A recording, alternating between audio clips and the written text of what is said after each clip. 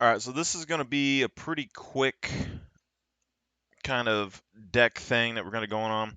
Something I didn't really particularly plan on buying, but I decided to get into it. The Warhammer decks. So I'm getting the collector's edition of the Necron and the Hive Swarm, just because the slivers I'm fine with and stuff, but particularly I just don't care about the slivers too much. The Tyranids I don't particularly care for either, and I don't really play Warhammer or anything that much. I've played the RTSs and stuff with a friend of mine who's like a really big Warhammer fan, both the 40K and the fantasy version in the past. It's not bad. Um, I don't have a problem with the Space Marines. I like the StarCraft Marines a little bit better because there's like three or four like really popular games that have similar creatures and stuff that all kind of stemmed from, I think Warhammer. I don't know when Slivers came out with in Magic, but Slivers would have been similar to the Tyranids and stuff. So I'm assuming somebody copied somebody there and just renamed them. We're gonna have the upgrades for our Mordor deck finishing pretty soon, and then we're gonna be putting in the Lash of the Balrog and stuff into the Mordor deck pretty soon as well. Mainly there is because we need removal to get rid of our Orc army in case something bad happens and we can't attack with it anymore. But the Necrons, so we're gonna get the Collector's Edition, and that's gonna be just a precon that I'm gonna keep because they're all Surge foils.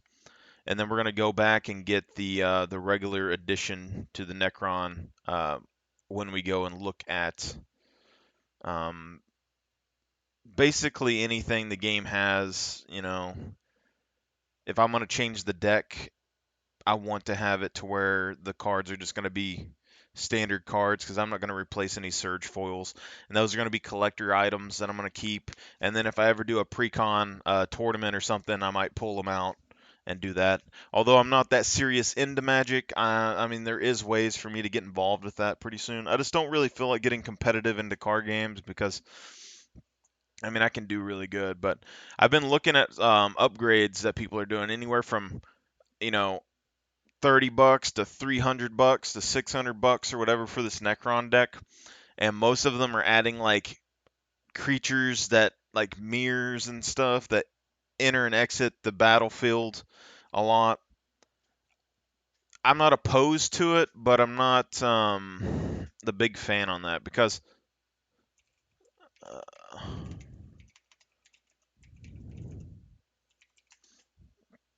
see if we can get the deck list pretty soon.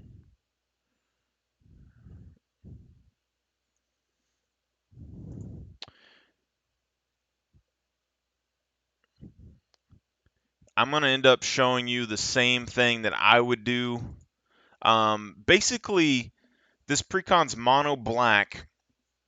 There's a few different commanders that you can use, and I've looked up the lore on Warhammer over some of these creatures. So there's only like a couple that I would really assume to be the best for the deck, and I think one of them, the strategist, the Storm Lord, I think is probably going to be the strongest offensively. But lore-wise, the Silent King went on a journey um, out into the void of space, and kind of while his people were slumbering, and he ran into the Tyranids, and he's coming back, and he's undercover for the most part. He's just kind of not really telling people that he's there, but he is there, kind of walking around as one of the normal people inside of all the tomb worlds, trying to like remake his empire and stuff. And then the same goes for where is he? I haven't looked up the Praetorian dude or the dude with the double swords yet. Uh, the Stormlord, I think, is probably the better commander to have for the deck. So whenever one or more artifact creatures leave your graveyard, you create a 2/2/2 Black Necron Warrior creature tokens. And at the beginning of combat, on your turn, Another target artifact creature you control gets 2/2 and gains menace until end of turn. So I don't think that's bad. Um, some of these things I don't think you necessarily need, like darkness. You probably get rid of. Defile's okay. Go for the throat's okay. But again, like go for the throat. It's just thematic to the deck. It's not necessarily something that's vital for the card because it's non-artifact creatures, and you could go against an artifact deck at some point. So you probably want something to get rid of some of these. Um, and then they have like these boosters that you can get basically. Speaking of which, Death Mantle.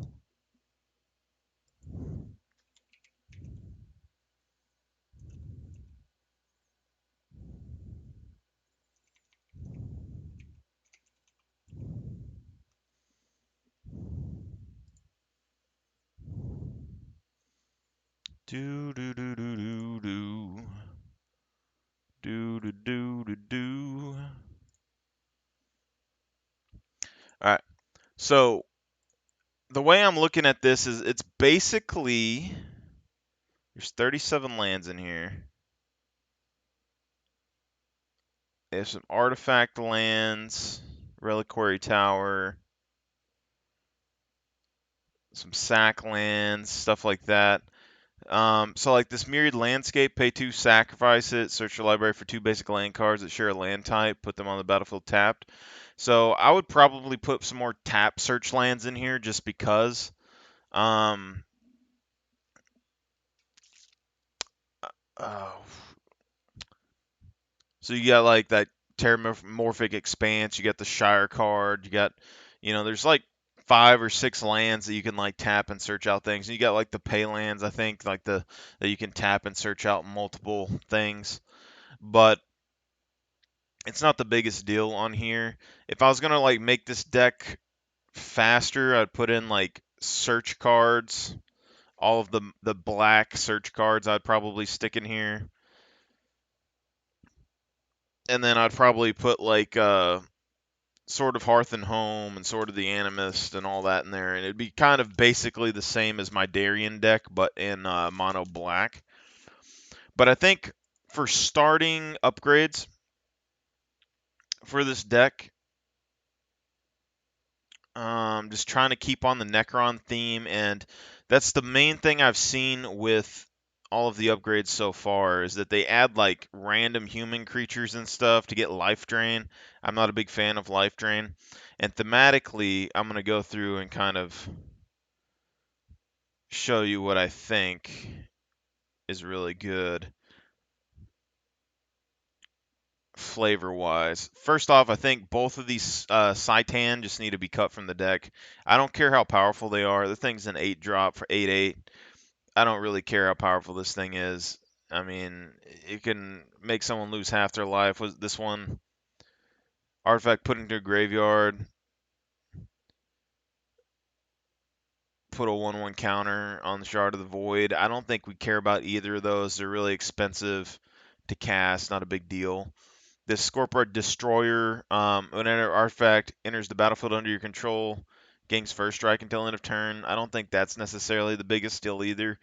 We could keep it in there for flavor, but I'd probably cut this as well, because why? Like, why have this here? Um, I mean, it still could be useful with what we're adding, so you could leave it in there. Artifact, creature, noble. 1/0 and have menace. I mean, that's okay.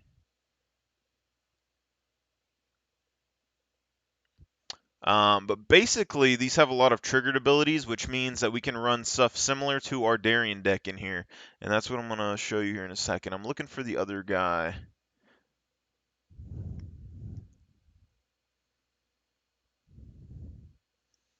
This has all activated abilities of all artifacts in your graveyard. That could be good. You could have artifact lands. All activated abilities, though. I mean, he basically is replacing this other card that we have here. We need to look.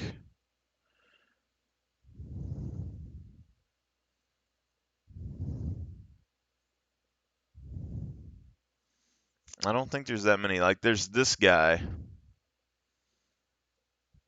which is basically a game-ending card, essentially, right here. So I think that's like the only. Oh, here's one.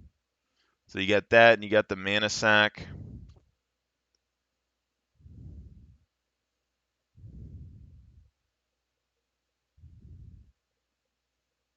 Okay, so you got a resurrection card. You got a draw card that he can take. I mean, there's like 4 or 5 activated abilities there that you could take. Not terrible. You could take Arcane Signet and stuff if they blow it up. You know, stuff like Command Sphere with that card I think would be pretty decent because he has all of the activated abilities. So you could basically use him as a mana rock, which would be pretty cool. But I don't think he would get the sacrifice ability, so that kind of sucks. But like if you had this, you just 3 mana on your commander guy. Oh. Then you take Hedron Archive, sack it, draw 2 cards, and then use him as a Hedron Archive.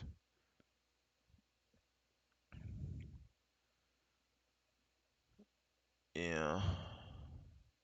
Oh, there's Sculpting Steel in here.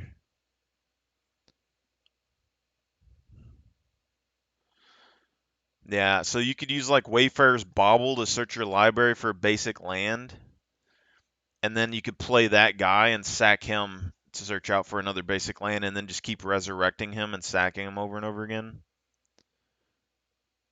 That'd be interesting. Then you have any of these artifact lands that you could put in would be another one potentially if people have land destruction. Our group don't really run land destruction so much. But basically, we want cards that are thematic. I'm not going to break the thematicness of the Necron. So none of those humans, none of that life drain bull that these guys are showing on these upgrades. The one card that I found that I didn't put online, I happened to run across it when I was looking for my Marchesa cards. It's called Explosive Apparatus.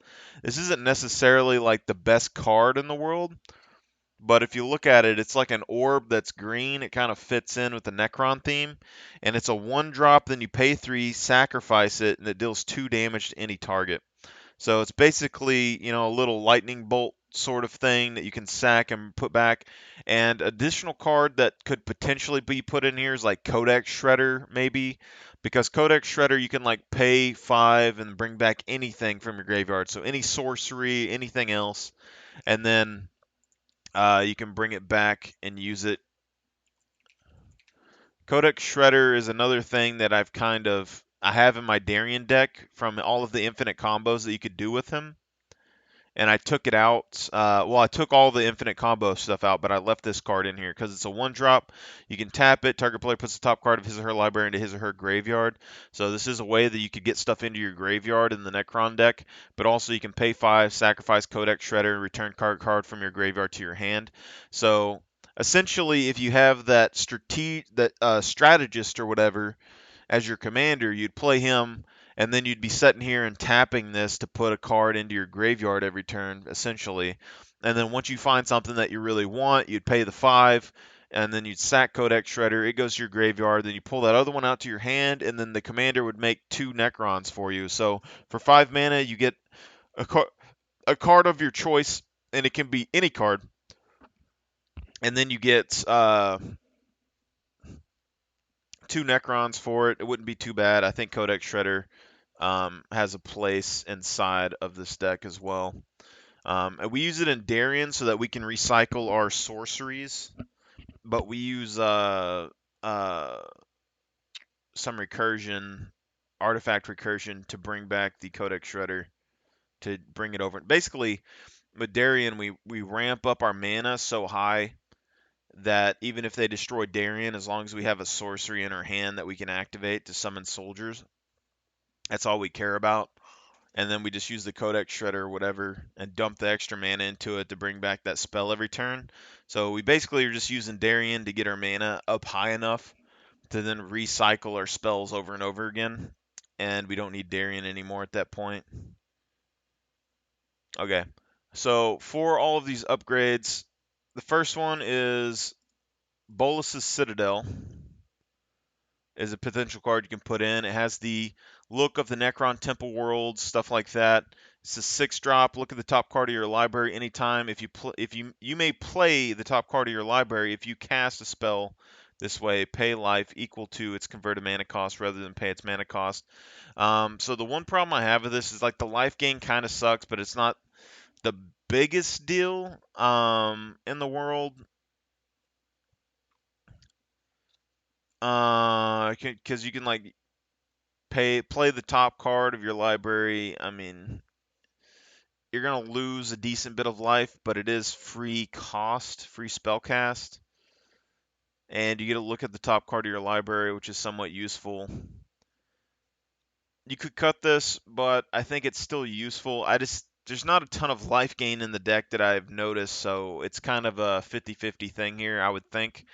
But sacrificing 10 land permanents, each opponent loses 10 life, could also be pretty decent as well. And then also, if this gets destroyed, it's also another tap thing that your other Pharaoh card can kind of, well, not Pharaoh, but your Necron Lord can actually use because he gets the same uh, activated abilities of any artifact that's in your graveyard. So if Bolas' Citadel is in your graveyard, he can still sack 10 permanents and deal 10 damage, which can be potentially very powerful even on him. So basically, it's a commander. If that was his only ability, it would still be somewhat interesting. So you could say go in, play him, and then Bolas' Citadel is in the graveyard, or you can play Bolas' Citadel, attack with your creatures, deal a bunch of damage, and then sack them all at the end and deal 10 more damage to every opponent. And then let's say that you had like a graveyard recursion, like Living Death, then you'd sacrifice all your stuff that's on the field and bring all the stuff from your graveyard back out, trigger your commander, which give you a crap ton of Necrons, and then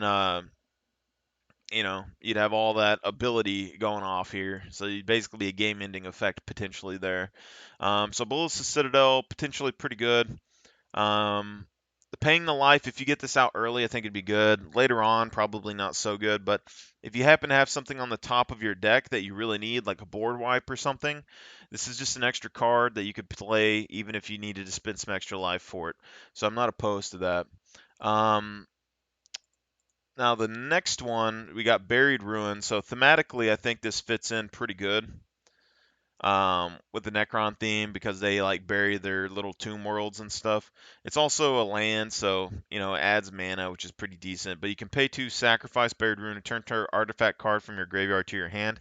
So if it's like Darien in any sense, you could sacrifice Buried Ruin. I don't remember if we have Buried Ruin in our Darien deck or not, but you can sacrifice Buried Ruin and then bring back like Codex Shredder, and then use Codex Shredder to bring back a sorcery, or you can bring back any of your Necrons that you could potentially want. But this is also pay 2, bring back something from your graveyard, and could potentially give you 2 Necron soldiers. So that's always a plus, and I think with that commander, it'd be really strong.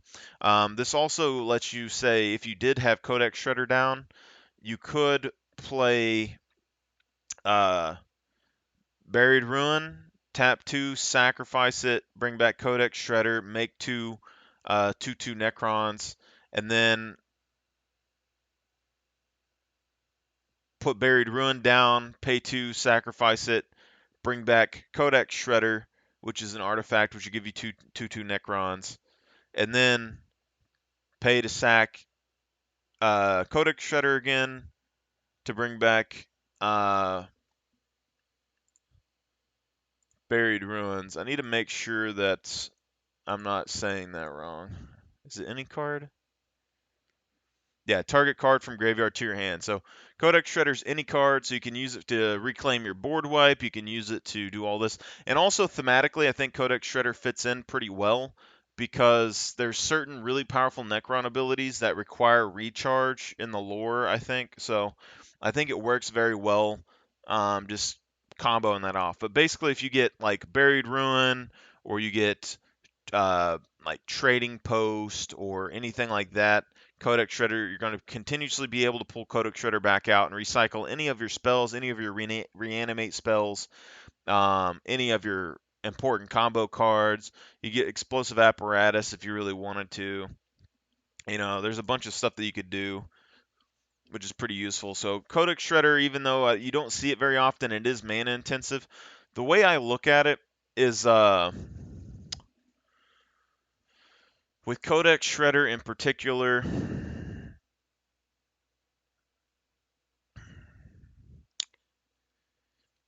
in my Darien deck, I have so much mana ramp in that deck because Darien requires it, and it's the best way I found to play him. That the mana cost of like something like Codex Shredder or something like what you call it, even like those old draw cards that's like pay 5 and draw a card or something. None of that bothers him because he has like 3 or 4 times the mana of everybody at the table. So something similar. So we got Debtor's Nail. This is another one that we're going to get for the Mordor deck, but I think it also works for the Necron deck. This one in particular because it has the green and all the spirits in the background. It's an enchantment for 7, so I would replace one of those Citan with this. At the beginning of your upkeep, put target creature card from the graveyard on the battlefield under your control. So graveyard to battlefield, plus it's something removing from the battlefield, which is going to give you 2 more Necron. So for 7 mana, the next turn, and you have your commander on the field, you're potentially going to get like at least 6 power, 7 power out. So it's going to be pretty good, I think, in general.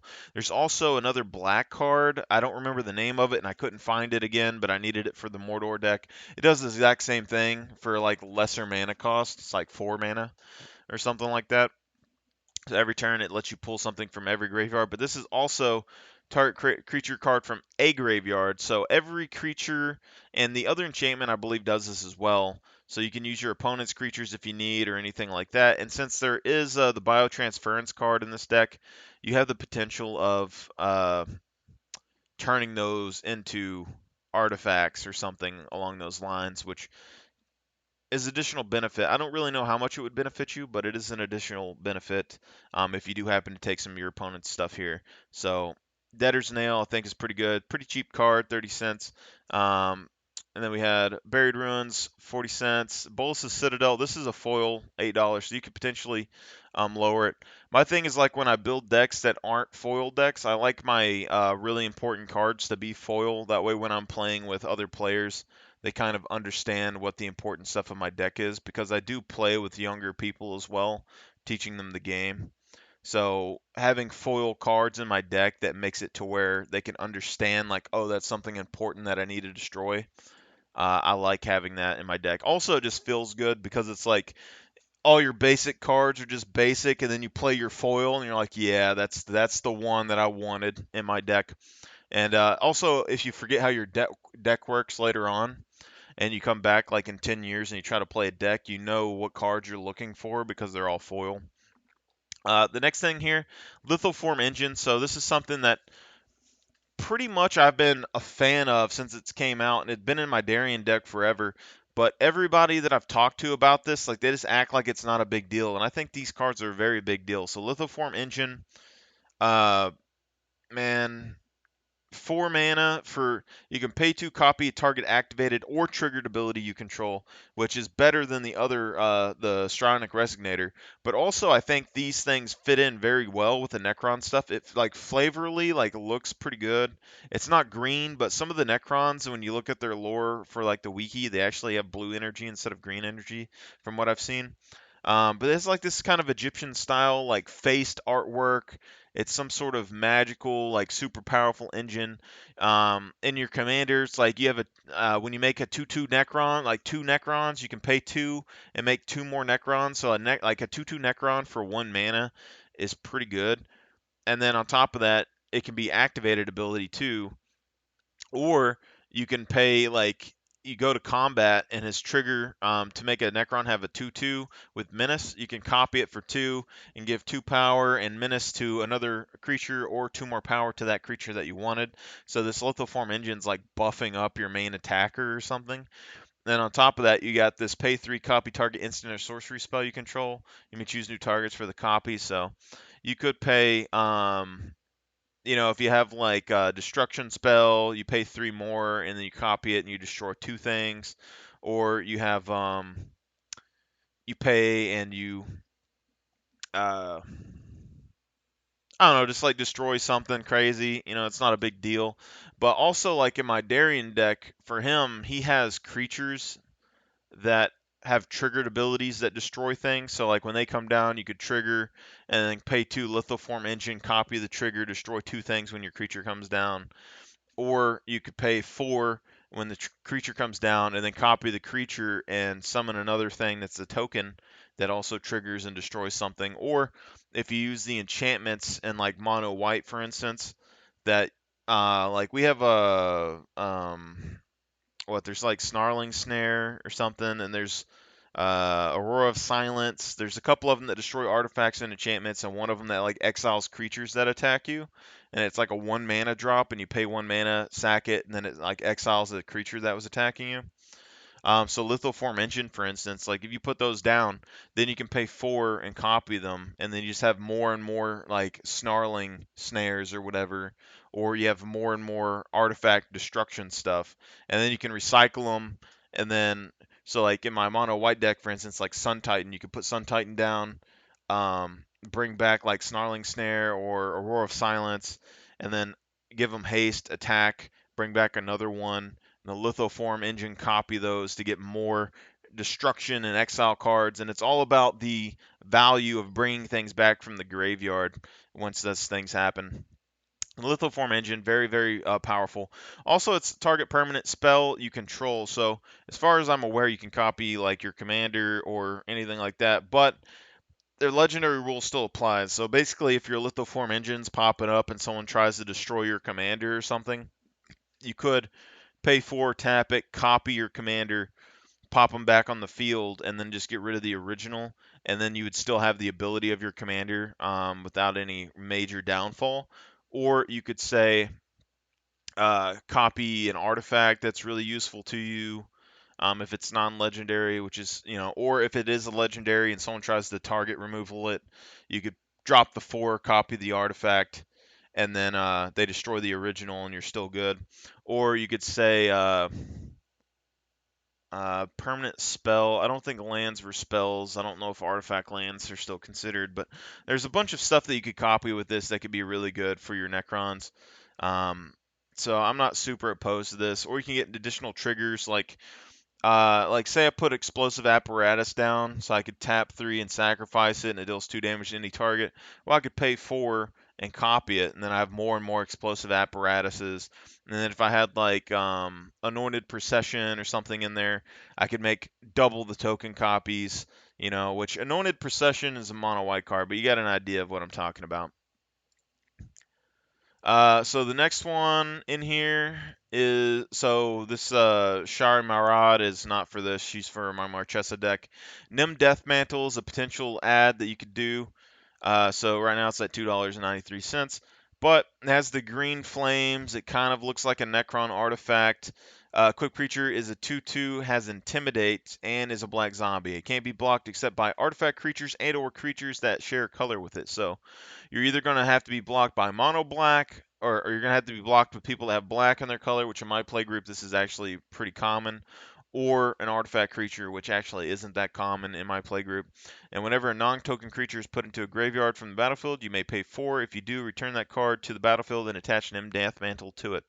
So I don't think this is necessarily as good as the resurrection orb, so you could cut this card. It's not the biggest deal in the world, but if you do want an additional way to like bring back your stuff, uh, this will trigger your commander as well. So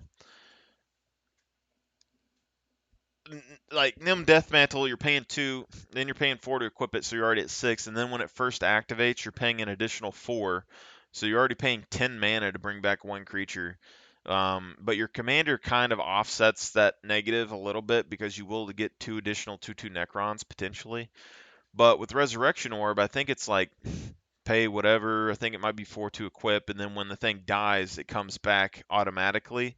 But then you have to reattach for 4 mana, I think, as well on that. But Nimba Death Mantle is just a little bit less powerful, I think. But it also gives you a buff where the other one doesn't. So there is that as well. Potential good ad. I mean, 2/2 buff. Like even if you put this on a token or something randomly, it becomes a 4/4 necron. I mean, not nothing terrible. I don't think it's terrible. Also,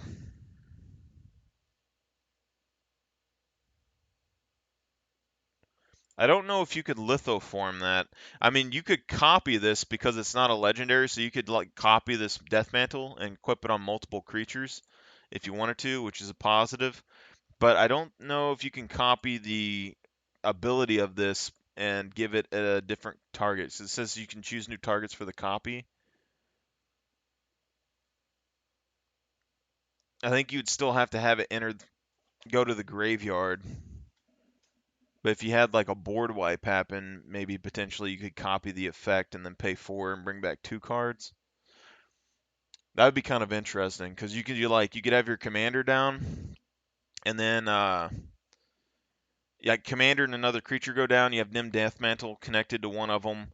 They board wipe. Your commander goes to the you send it to the graveyard, and then you bounce it back, and the lithoform engine this, and then bring back an additional creature, which would trigger the commander and put 2/2 Necrons back on the field, which would be pretty interesting. So the next card that we have is Stronic Resignator. So this goes with Lithoform Engine always. The reason I always use these two cards, especially my mono white decks, is because I use a lot of triggered abilities, and those decks have a lot of triggered abilities which you can copy. So in my mono white Darien, for instance, all of my basic creatures in that deck, they search out lands from my deck and put them onto the battlefield, so I can pay 2 or whatever, copy those triggered abilities, put in additional lands, and then I can resurrect those cards after they die and put in additional lands. And then I have sort of like the Animith or Hearth and Home or whatever that I can search out early and put them on the battlefield equipped to my creature, swing in, and those trigger to draw out a land from my deck, which then I can pay 2, copy, trigger an additional land from my deck. Or I can have like my creatures that come in and let me search out a card on the or an equipment card from my deck and put it on the battlefield. I can then pay 2, copy it, bring out 2 artifacts from my deck, put it on the battlefield. So very powerful card that you can play. I don't know why most people don't play this card. It's really good. But a lot of people that I play against have like activated abilities, I guess, for the most part. But trigger abilities, I think, are really good. Even enter the battlefield effects. So, like in Mono White, for instance, you have like Captain of the Watch, which isn't very like played very often because it's like a 6 drop that gives your creatures a 1/1 buff and like gives you 3 more soldiers or something. So it's not like the biggest thing in the world.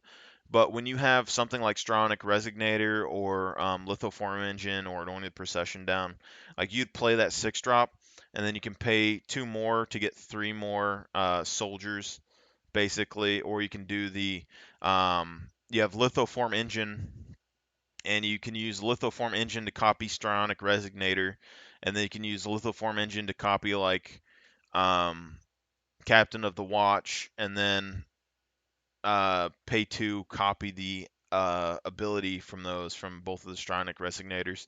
There's a bunch of crazy stuff that you can do with these 2 cards together. So especially mono decks that search out lands from your deck or whatever using those swords. There's 4 weapons now that search lands out from your deck, and there's quite a few equipment searches that you can do, and a lot of different decks. So for me, it's just always been a really powerful option, and people don't use these cards enough. But I think thematically, these things look really cool and Necron like. They do have blue energy, which isn't exactly Necron, but I don't think it's that big of a deal because like there's a little bit of blue energy here. Some of the stuff that you can find, the Necron pictures, they have blue energy instead of green. So I'm not super like upset about this being blue instead of green. But also, we could always, dye it, or I could get a proxy card or something if I really wanted to. But Stronic Resonator, bare minimum here, I mean, you can activate your commander's effect for 2 mana again, like either one of them, because you're going to get a triggered ability on your combat, and you're going to get a triggered ability when something leaves your graveyard. All of your stuff that you have, like that destroys stuff when it comes in, or gets a buff when it comes in, or just pretty much anything that the Necrons have that's a triggered ability, it's just going to be really good. So Sonic Resonator. I don't think it's going to be as good in the deck without the swords being able to pull out additional lands, but I think it's still going to be good enough to be an include. All right, next one we have is Trading Post. So this is also an artifact. You'll see that the other commander that you have, basically, that can copy any activated ability off of an artifact that you have. So if this ends up in the graveyard, that other commander can still activate any of these 4 abilities. So it's actually pretty good and potent for him. But you can discard a card and gain 4 life, so it gives us some way to get some life gain if we necessarily want to. Additionally, we're going to have a card in here that works very well with Trading Posts that untaps your artifacts every turn. So if you have enough mana, for instance, you have like 4 like say you have like a graveyard resurrection card and then you have like 4 additional cards in your hand, then it goes around the table. You're going to discard a card every turn and then get 4 life. So by the end of it, you're going to have 16 additional life, and then you just pop and resurrect all those cards from your graveyard and trigger your commander or something. So pretty good. And you can pay 1 life and then create a 0/1 white goat creature token. That doesn't really necessarily matter, but if you have biotransference, you can turn that creature token into a robot goat, basically, which, is something. Or if in a pinch, you can create a chump blocker, which I'm not opposed to either. And then you can pay 1, sack a creature, return target artifact from your graveyard to your hand. So that's potentially really good because you can put something in your hand, but it also means that you can put Codex Shredder back to your hand. So that's one thing that we did in Darien. This is an additional way to get Codex Shredder back. So in Darien, for instance, you have Sun Titan and you have Trading Post, and then there is something else that brings artifacts and stuff back, but I can't remember what it is. But basically, if you have Trading Post and you have something else to bring something back and you have Codex Shredder, it just means that if any of your graveyard recursion stuff gets destroyed, then later on you could run into Codex Shredder and Codex Shredder your recursion stuff back out, and then recursion your Codex Shredder, and then use your Codex Shredder to get the stuff that you want out of the graveyard. And then this would, for instance, if you have Trading Post down and you have your commander down in this, then you could say put a creature down, pay 1, sacrifice that creature. It would go to the graveyard. Then this would trigger letting you bring something from your graveyard to your hand, so you could bring that creature back or something else that you need because it's an artifact card. So one of your lands or your Codex Shredder or whatever you want, then that would trigger and make 2/2/2 Necrons. And then, the next turn or whatever, you could pay 1, sacrifice a creature, so you sacrifice one of your tokens, bring back an artifact card from your graveyard to your hand, and then you'd be able to make 2/2 Necrons again. And then at the bottom, you can pay 1, sacrifice an artifact, draw a card. So with this, you could sacrifice an artifact land, you could sacrifice an artifact mana rock, you could sacrifice Codex Shredder, whatever you need to do to draw a card, and it's only pay 1, so you can sack, draw a card. Pretty good. So Trading Post is one of those things in like a monocolor deck when I'm using artifacts. That's like one of the major includes that I put in generally. It's not like a super competitive card, but it is something that if you're able to get it going, it can do a lot, especially with Codex Shredder. So the main thing with Codex Shredder is that you can top deck people a little bit, and you can bring back any card from your graveyard to your hand, even your sorcery spells with Codex Shredder. And then Trading Post, you can bring back Trading Post with Codex Shredder. You can bring back Codex Shredder with Trading Post, and then like Sun Titan or something can bring back Codex Shredder. It can't bring back Trading Post because it costs too much, but there's plenty of things that can bring back artifacts or whatever. And Codex Shredder is just one of those 3. I like having 3 recursions, and I like Codex Shredder just because it can recur a spell. So if I need a board wipe or something, I've already used my board wipes. I can Codex Shredder for 5, bring the board wipe back, and the next turn I can board wipe everybody. So, because you usually need like 5 or 6 mana to board wipe anyway, so Codex Shredder can generally do that. They know that it's coming, but it's not too bad. Trading Post is good. Next one, potentially Worm Coil Engine. This one's just because, 1, it's cool looking. 2, it's pretty powerful. 3, it has the color and the vibe of Necrons for the most part. It also is Death Touch and Lifelink, which is something that this deck doesn't really have much of. So you're getting a little bit of additional life gain. You're getting some protection and some ability to swing through with the Death's Touch, but also Worm Coil Engine just has a natural protection sort of in it. So when it dies, you put a 3/3 colorless Worm artifact creature token with Death Touch and a 3/3 colorless Worm artifact creature token with Death Touch onto the battlefield. Now you'll also notice that is a triggered ability, which means that you can Lithoform Engine it and that you can Stronic Resignator this to make additional tokens. So that's what I'm saying with these triggered abilities. You don't see them very often, and you don't see people use Stronic Resonator and Lithoform Engine. But those two things are like very vital to a lot of decks that I have because they just make every card that you put in just that much more potent. So, like, if you have a card in your deck for its triggered ability and it's vital to your deck, why wouldn't you want to copy it and then make additional triggers? You know, it makes every card twice as good. So I never have any problem with Lithoform Engine and stuff coming down. It's just very, very potent. I mean, even if you have like cards that when they die or if they enter the battlefield and it lets you search out a card or search out an enchantment or something, and you just Lithoform or Stronic Resonator, bring those back. But this right here, 6 mana, Death Touch, Lifelink, and then there's no winning at this point if you have Stronic Resonator and stuff down for the most part, because you're just gonna like you could copy it when it enters the battlefield or whatever in the first place, just with Lithoform Engine. You could just copy it and make a token copy of Worm Coil. But then also when they both die, then you get two death triggers.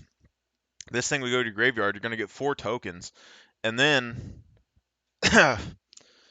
you can just bring back Worm Coil Engine at some point from your graveyard, get two Necrons, then Worm Coil comes back, it dies, you get or you get 2 tokens here, then you just keep bringing it back and forth. You're doubling up on tokens every time, and you can do Stronic Resonator and stuff to bring additional ones out. So not anything bad, but also it's a form of life gain. There's only like 1 or 2 life gain cards in this whole deck, so additional life gain is going to be really good, especially if you have like Bolas Citadel or something in there. I think all that's going to be pretty good. Next one is going to be Stratascythe. So we had 2 different scythes that we were looking at. Stratascythe, I think, is just a little bit more better for combat. Essentially, though, like looking at Necron lore, that's why I started looking at the scythe. So there is a scythe that when you kill an opponent's creature, then you can bring it back from their graveyard to your side of the field and equip a scythe to it. And I'm not opposed to that because you could just copy that scythe with Lithoform Engine or something, and then have multiple scythes and just kill people and keep bringing more and more creatures from their side of the graveyard to your side, which would be very good. And I think it's potentially like pretty good. But Stratascythe is a 3-drop with imprint. So it enters the battlefield, you search your library for a land card and exile it. So you're getting rid of some lands from your deck, so your deck thinning a little bit. And then uh, it gets 1/1 for each land on the battlefield with the same name as the exile card. So, I mean, even if you play this turn 3, it's coming out, you're getting rid of 1 land from your deck, and this thing becomes a 3/3 equipment for 3. You can just put, and then with the Necron thing, their nobles and their lords and stuff, the scythe is like one of their main weapons that they've had for like a long time. That's like a sign of nobility. It's like a war scythe. So just having this on the battlefield, you're going to be able to basically uh, put it down, equip it to a creature, get rid of a land from your deck, which is going to help you thin it a little bit. And then even if this thing gets destroyed and you bring it back later or whatever, you're going to get additional lands out of your deck as well as the 1/1s for each land on the battlefield. So your creature's just going to keep getting bigger. The equip cost isn't super crazy. Three cost. I mean, you're 6 for this, but late game, it's still going to be something that you put on the field and someone's going to have to deal with. I think some of our cards have trample. I don't remember. But even if they have like lifelink, this is going to be where you get your life back from. You could potentially make copies of this. So I'm going to post to it. You could cut it from the deck, but I think it fits in flavor-wise. The next one is Unwinding Clock. There's a couple of these. The other one you have to play spells for, though. But Unwinding Clock is a 4-drop. Untap all artifacts you control during each other player's up-tap step. So the reason why this is important is because it's going to go kind of with a couple of different cards that we have. So you have that one Necron Lord that you can tap all like you can tap all artifacts that you control, and then like players lose life equal to that. So if you have unwinding clock, you're going to be able to trigger that every single turn, and you're going to be able to attack. Um, yeah, you'd be able to attack during your turn, and then during the next player's untap step, they would untap, and then at the end of their turn, you'd be able to tap them all, deal damage to everybody. So I'm not a big fan of life drain, like the incremental life drain stuff, because it's really annoying. But this would give you a potential win con here, as well as be able to give you additional mana with all your mana rocks and stuff, as well as give you, basically vigilance on your creatures, or if players try to like play a spell that taps all your creatures down, then this would just untap them again. But also things like Trading Post, you're going to be able to activate them multiple times, and it's going to be pretty good. But also things like Lithoform Engine will untap. So say like your opponent's turn, they exile your graveyard or something and trigger your commander, then you could at least Lithoform and copy his effect and get additional 2/2 Necrons. Or if like Nim Deathmantle triggers, Unwinding Clock's going to untap your mana rocks as well as give you, uh, Stronic Resonator. You can copy Nim Deathmantle's trigger. Also, the thing that we didn't talk about is Debtor's Nail is a triggered ability. So like these enchantments and stuff that trigger on your upkeep, you can Nim Deathmantle those and pull additional creatures out. Um, you know, so I mean, there's a bunch of stuff that you can do. Even like Bolus's Citadel, you could like sack 10 permanents, resurrect them, or replace them, and then untap it the next turn, and then sack 10 permanents again. So if you had a bunch of creatures and you're trying to end the game, and you had like that untapping stone, you had like 20 creatures and they only had 20 life left. You could like attack with your creatures in a turn, sack 10, lose 10 life. Next turn they untap, tap this, they lose 10 life again, they lose. So all that stuff is pretty good. The next card is Gauntlet of Power. Thematically, this fits in with the. Uh, Actually, I need to look up another one too. But thematically, this fits in with some of the artifacts that you see from the Necron Warhammer stuff. But Gauntlet Power ends the battlefield. Choose color. Creature's chosen color get 1/1. Whenever basic land set for mana of the chosen color, its controller adds an additional 1 mana of that color. So it does help your opponents, but it also does get well, it does help your opponents if they have black in their color deals, which I don't think it necessarily matters if we help our opponents with additional power or not. But it is going to give you additional mana, which is going to be pretty good. And thematically, I mean, I think it just fits in with the kind of equipment stuff. It's doubling your mana, so it's basically another Cage Sun. And that also means that if you have Cage Sun in this out, you could potentially get, 2/2 buff onto your 2/2s, so they're already going to be like 4/4s, which is pretty good. The other thing I think fits in kind of thematically with the Necron stuff that is in here is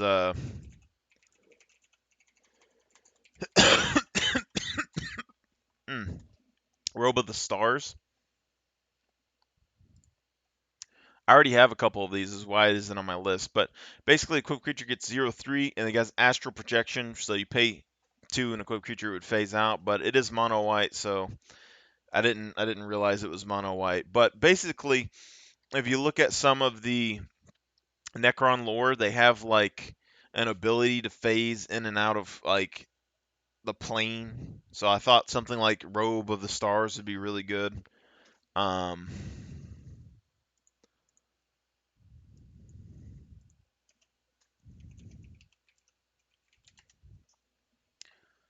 See if we can find some similar cards.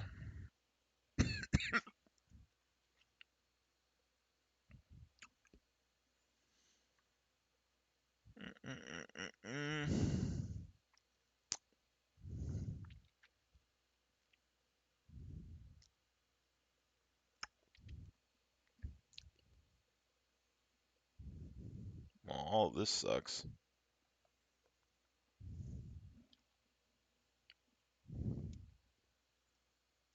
All of that sucks indeed.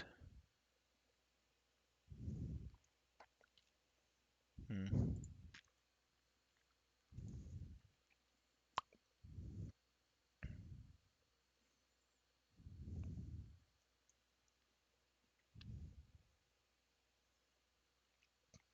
Hmm. Anyway, if they do have a black card that phases in and phases out, you can send me a message or something. That'd be really good. But I think, if Robe of the Stars did fit in the deck, I think it would be perfect because they would have that ability to phase in and out of combat. So the next is the Helm of the Host. And then we have Darksteel Forge, Necromancy is a potential thing. Paradox Engine was another potential thing.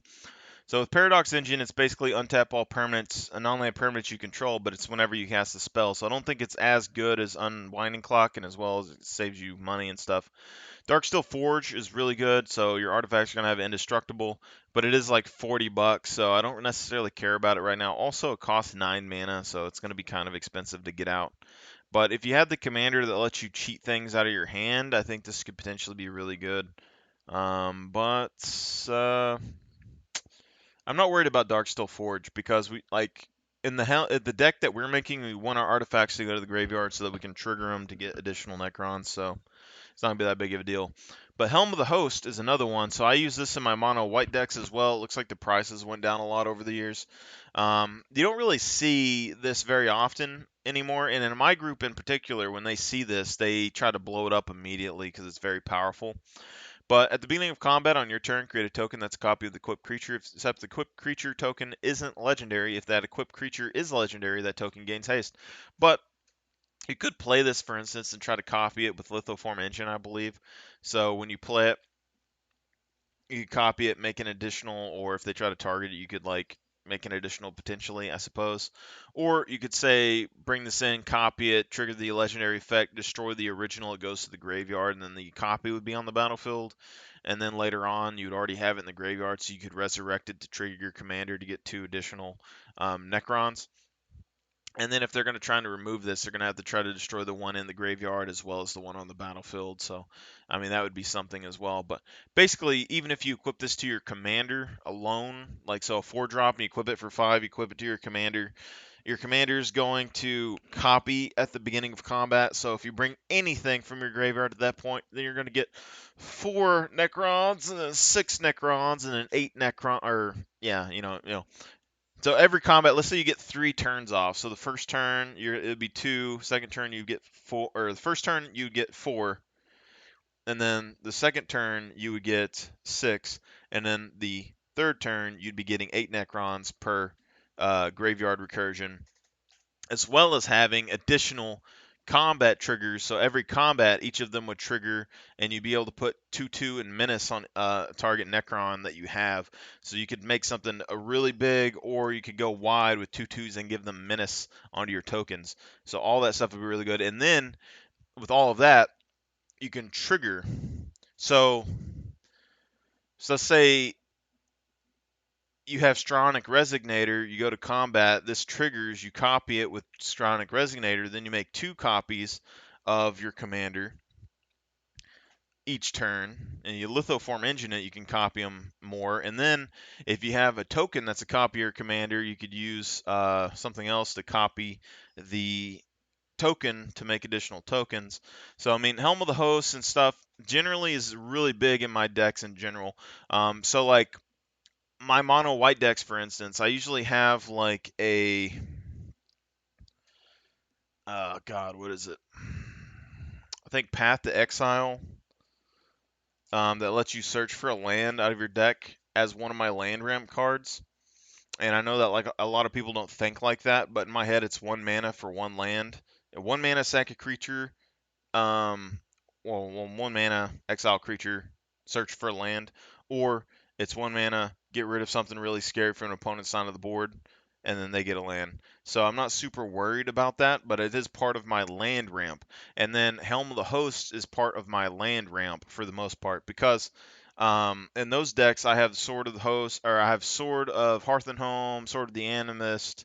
Um, there's like 3 or 4 weapons that let you search out lands for combat, and then like Helm of the Host would be in there as part of my mana ramp, and then Lithoform Engine and Stronic Resignator would be in there for my land ramp as well.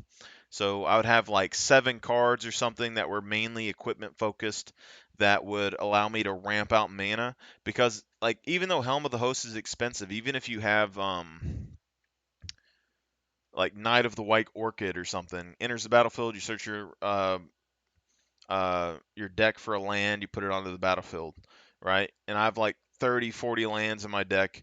You put that down for 2 mana, then you play Helm of the Host for 4, so you get 6, and then you equip it for 5. I mean, it's an expensive investment, and if someone blows it up, it puts you behind a little bit. But if they don't, every turn you're going to be searching out an additional land as well as have an additional chump blocker, you know. And then if you have any of those other cards that copy the effects or any like anointed procession or something, you're going to be copying the trigger. You're going to get 2 additional lands, 3 additional lands.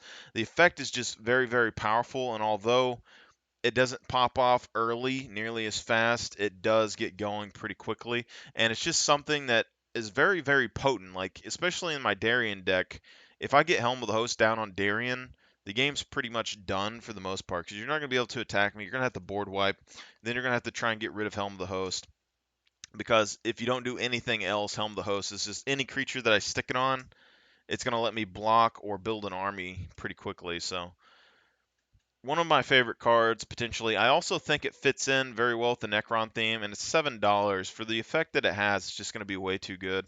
Like any of those creatures that you put in the. Let's go back and look. Well, let me look over here real quick. I think we got all of the cards that matter for the most part. Also, the Warhammer deck, the original thing, is going for like $73 right now. So we still have to buy this at some point before we get the upgrades. But when we go look at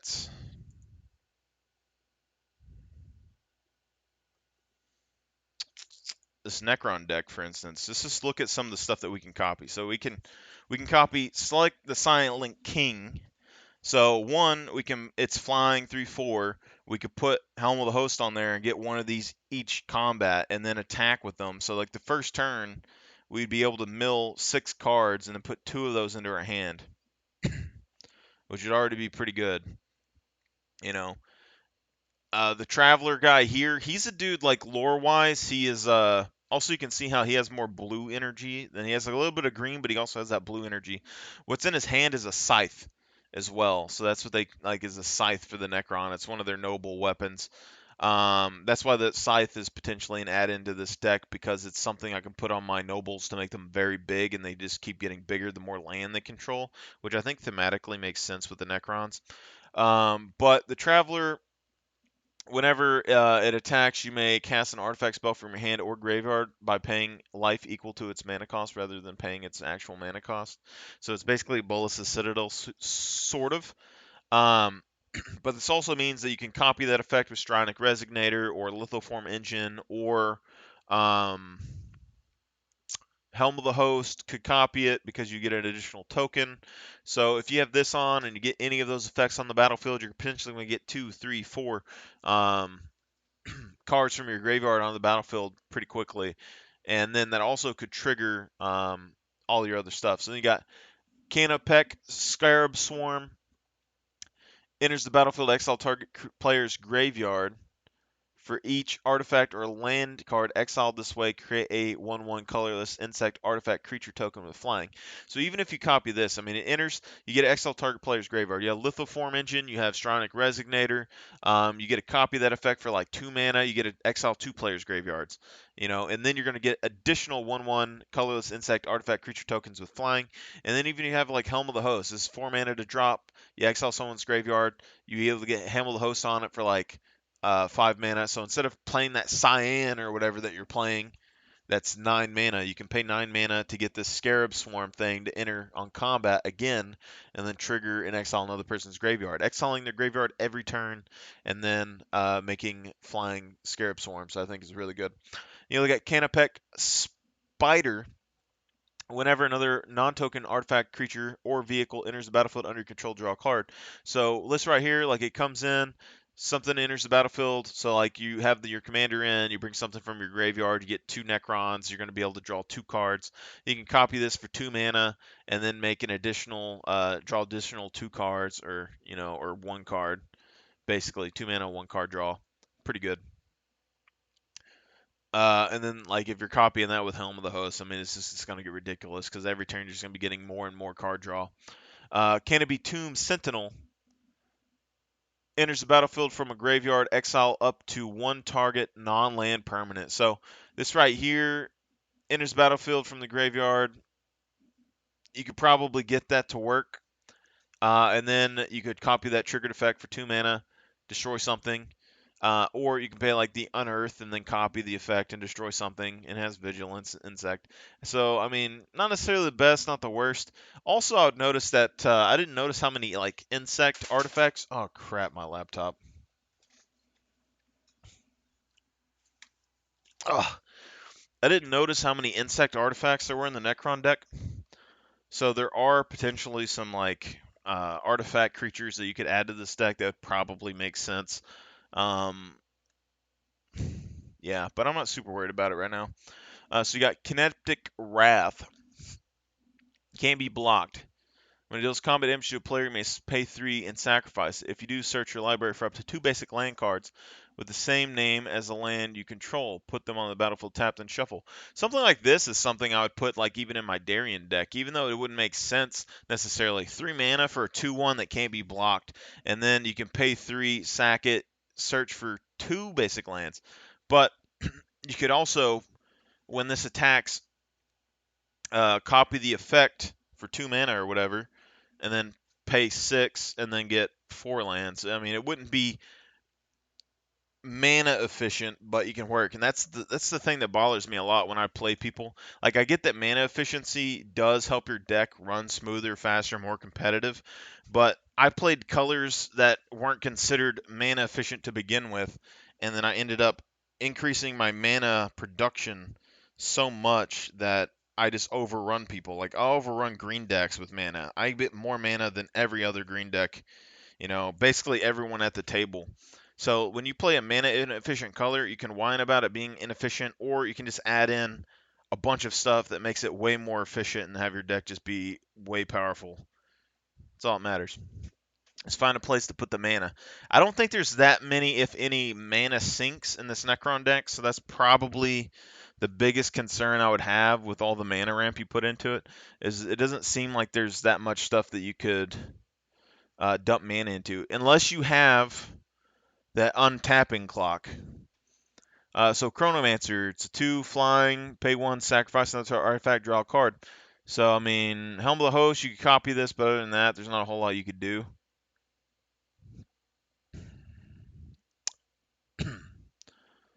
We got Cryptek. I mean, I guess your mana sink could be potentially, if you had the ability to drop like 20 mana or something in a turn, and you didn't use the Unearth ability all the time. Like, it's just the threat of being able to like drop a bunch of mana and unearth like 6 creatures for like one solid attack one turn.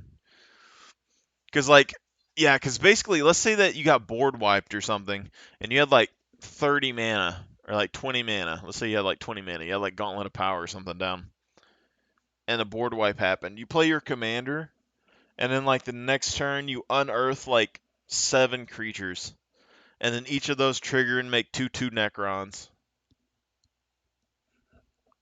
Oh, you'd be able to swing in for combat, and then you'd have Necrons to replace them. It's pretty good. All right. Another target artifact creature control. When that creature dies this turn, return to the battlefield tapped under control. That's kind of interesting. I like that. Necron Wizard. So like you get Helm of the Host this, and then just anytime one of them die, you just bring it back or something. Although I think when they die, if they're token, they don't come back. So, all right. Crypto Thrall. Other artifact creatures can draw off hexproof. It's good. I don't know if it's necessary, to be honest. I'd probably keep it in here for like flavor wise, but being hexproof, I don't. Well, let me look. I don't. I think hexproof you can still target your stuff. I think shroud's the one that you really prevents a permanent or player from being the target of spell abilities by opponent. Yeah, so hexproof would be fine. Yeah, I'm fine with that. It's a good card.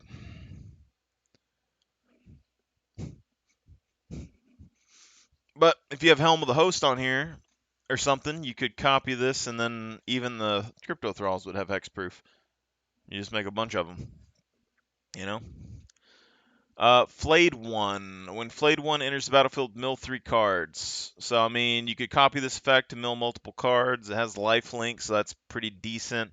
I'm not sure if this is necessary for the deck or not. Potentially could cut this. Milling 3 cards. It's probably needed in the deck, though. I don't know how much. You'd have to play test it a little bit.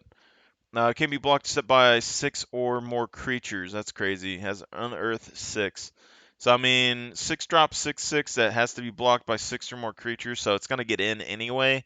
This is already kind of interesting because basically if you have like that Strata Scythe or if you have Helm of the Host or pretty much anything here, you could just copy this effect. Like, if you put a Strata Scythe on here and it becomes like a 20/20 and they have to block with 6 creatures, that's already going to be pretty big in the first one, so I'm not opposed to this Hexmark's Destroyer. I like it. But we would need a way to buff up its damage. Like, we have Cage Sun and Gauntlet of Power potentially, so you could already get it to like an 8/8. And then, I mean, anything else that buffs it would just be like extra on top of that. I mean, if our commander, it can give it 2/2 and menace, and then you can copy that ability to get it bigger. So you could potentially turn this into a really big boy every turn. Sacrifice on this is that mana guy, so you could copy him with Helm of the Host and get additional mana if you wanted to. Like, if you put Helm of the Host on this guy, you could copy him and then like sack the copy every turn for like 3 mana, which wouldn't be terrible. Imhotep the Stormlord, I think, is the ideal commander for these because thematically, looking at all the lore from the different persons, I think there's like 1 or 2 people in this thing that I didn't look up. But the Silent King was basically traveling out into the voids of space, and then when he came back, he's like undercover and not really like taking control of the Necrons again like he used to.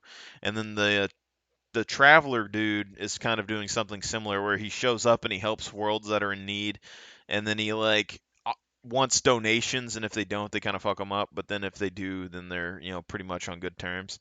So I think Imhotep the Stormlord is the best commander probably for the deck.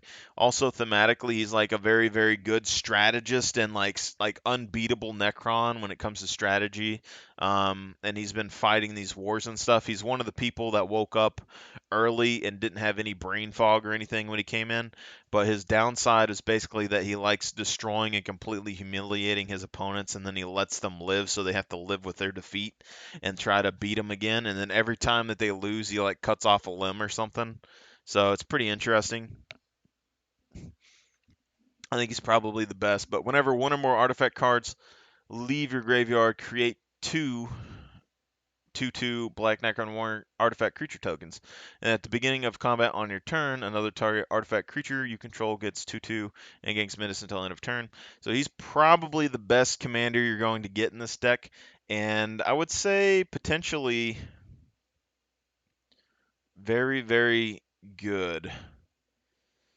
Because you can copy all of those effects. If you get Helm of the Host on him, he's just going to copy himself and become super insane. Uh, Yeah, because like you can imagine, just with Helm of the Host, like turn 2, you would buff him by like he'd become a 7/7 on combat. Turn 3, 9/9, or actually it'd be more than that. So it'd become a 7, and then he would become uh yeah 7, then 9, yeah, then 11. It would get kind of absurd. So I would think having him potentially would be really good. But even if you had the Silent King, like just being able to mill additional cards, like if you had Helm of the Host, every turn you're going to additional cards, additional card draw, and you're going to get uh, mill and all that stuff plus flying, and you can copy it with Strionic and stuff. All right, so this is a 4-drop. Locust Heavy Destroyer enters the battlefield. Each player sacrifices a creature. I mean, it's okay. I'm not gonna say it's the best. It's okay. Thematically, I like the artwork and stuff. 4 drop, everyone sacks a creature, so potentially it sacks itself for a token. Does have flying. You could copy the effect if you wanted to. I mean, it has Unearth as well. I don't know. I think thematically it fits for the deck, but I don't necessarily like the card.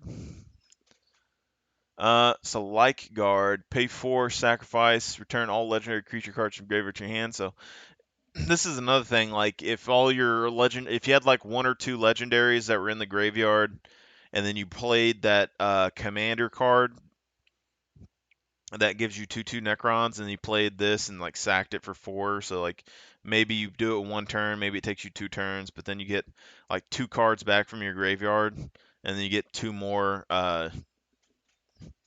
Actually, I think it would just trigger him once, so you get 2 Necrons. Wouldn't be the best, wouldn't be the worst. I really like the card art on this one though. So we got Necron Deathmark. Enters the battlefield, destroy up to 1 target creature, and target player mills 3 cards. So this one's pretty good because we're going to be able to put it in. It has flash. We could potentially copy it with Sonic Resignator or whatever. Destroy 2 and then mill 6. So you'd probably want to destroy one of your opponent's creatures, and then target player. You'd probably target yourself to mill and get cards in the graveyard. But if you do, you could also potentially target your own creature, destroy it, and then bring it back to get additional 2/2 Necron. So, I mean, it's some flexibility there. Necron Overlord. So, this is the one that if you have Unwinding Clock, it would work very well with. So, this dude has, 4 drop. You pay X, tap X, untapped artifacts you control, and target opponent loses X life. So, potentially, if you have the Unwinding Clock and this guy on the field, on your turn, you would attack. And then the next turn, they would untap, and then you would pay X mana, which potentially would be your artifacts, and then you would be able to tap those creatures, deal X damage to target opponent, and then the next turn they would untap, and you just repeat. So as long as you have enough mana rocks here to keep this going, it'd be really good. The only thing I could really say about it is if you did do it. You might want to make some adjustment. Actually, do I want to buy another deck from these? I could just keep the card. I want to keep the foils like good, but do I want to spend $70 on an identical deck where I could just keep the collector's edition? Plasmancer, Necron Wizard, flying. Enters battlefield, search for a basic swamp card. Reveal it, put it in your hand, shuffle. This one's okay, not the best. I don't like cards that just like put lands into your hand. I think it's dumb. Unless you have something that pulls like 3 land cards or something to your hand, like every turn or whatever. But this thing, it's a 3/3 flyer at the minimum, potentially a 5/5 flyer with our commander for 4. So I don't think it's terrible. And you get 1 basic land, so it's something. And then, if you ever bring it back, you're going to get an additional land. So at least it's filtering your land. It's a Necron. There's not that many Necrons, but my hope is that they come out with additional collector decks at some point, and I'll just buy all the collector decks and keep them together and swap pieces out.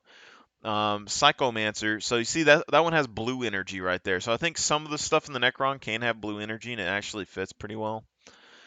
Flying again, so it's 2 for a 1/1 flyer. Whenever Psychomancer or another non-token artifact you control is put into the graveyard from the battlefield or is put into exile from battlefield, target opponent loses 1 life and you gain 1 life. So this is the kind of card that I don't like. I don't like these little,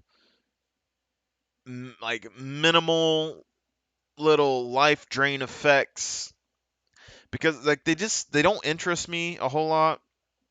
And then like it kind of puts a target on you from your opponents. But I could see this being potentially good for, uh, kind of a finisher move. So I don't think it's bad in this deck because like if it comes out turn 1 or like turn 2 or whatever, it comes out, it deals 1 damage to each opponent, and then you gain 1 life. Whoop-de-doo. And then any artifact that you control is put into the graveyard, you're going to get an additional life, and they're going to take some damage. It's basically just going to, like, it's like, do I want to attack the Necron guy or don't I?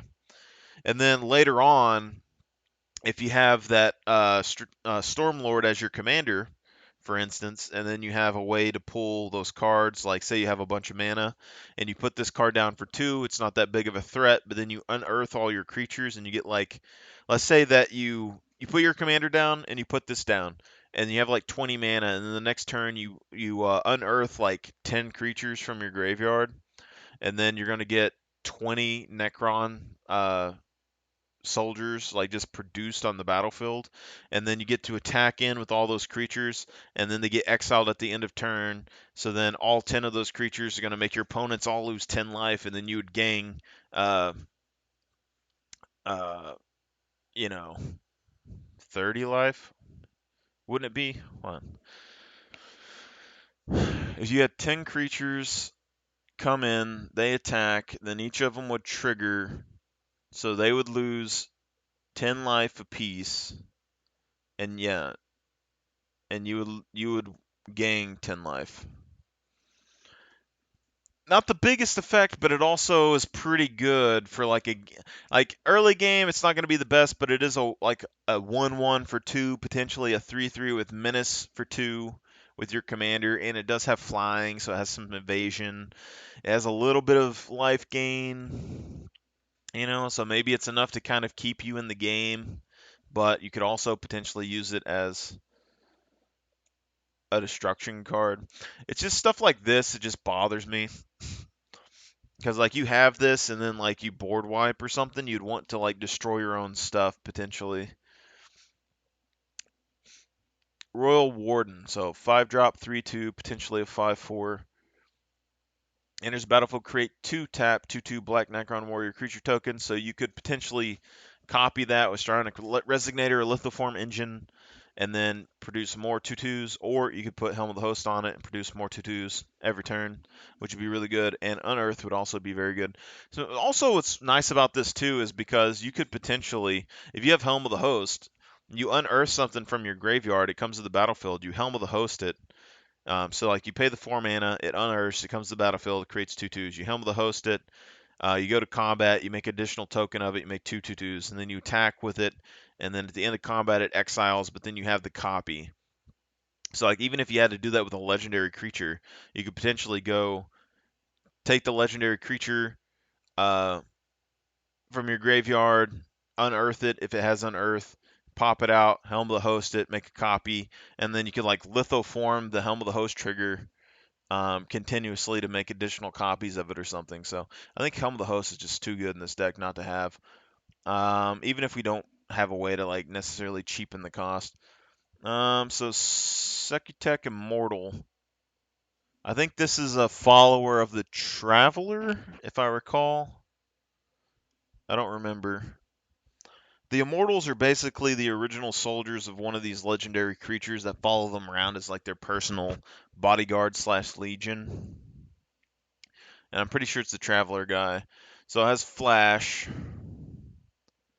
Enters the battlefield with 1/1 counter on it for each creature that died this turn. So potentially a really big creature that comes in after a board wipe or something. So you could play the board wipe that destroys all non-artifacts, and then play this and have it come in really big. Or you could get board wiped and put it in and just have a big creature. I won't think this is necessarily the best thing in the world. You could potentially cut this, but it is still Necron themed, so I'd probably keep it for now.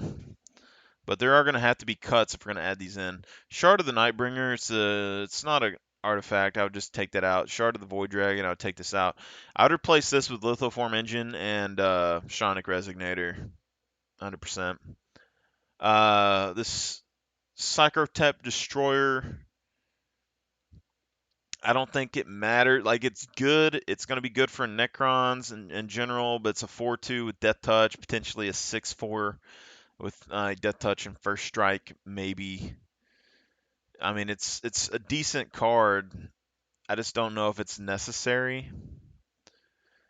Being able to copy it like if you copy its triggered ability, it isn't really going to help you that much. If you have Helm of the Host on it, it's going to be pretty decent. So I don't know. Probably a cut. I don't think this Necron's super important. Um, this one, I mean, it's giving your other artifacts 1-0 and menace, so it's probably good to have. I don't think it's necessarily the most important card in the world. Not doing a whole lot. It doesn't have a triggered ability that you can copy. The menace is good but minimal, but it's basically like a second commander, like a mini commander if you're playing the Stormlord. So instead of giving one creature 2/2 in menace, you're going to give all of them like 1 in menace. So I don't think it's necessarily bad. Battlefield mill 3 cards. Return any number of artifact creature cards with total mana value 6 or less from your graveyard to the battlefield. This one's pretty darn good. So 7 drop, 5/1. So it's pretty weak. Enters, you mill 3 cards, but it's any number of artifact cards 5 or 6 or less graveyard to the battlefield. It's pretty good. You wouldn't have any real reason to copy the effect unless you wanted to mill additional cards, though. So basically, you could pay 2, copy the effect, and get 3 more cards in your graveyard, and then it would activate it again and potentially draw more cards out of your deck, put more creatures on the battlefield. But I don't think it's that important. But I think this Technomancer is pretty nice. And also, if you Helm of the Host that, it's like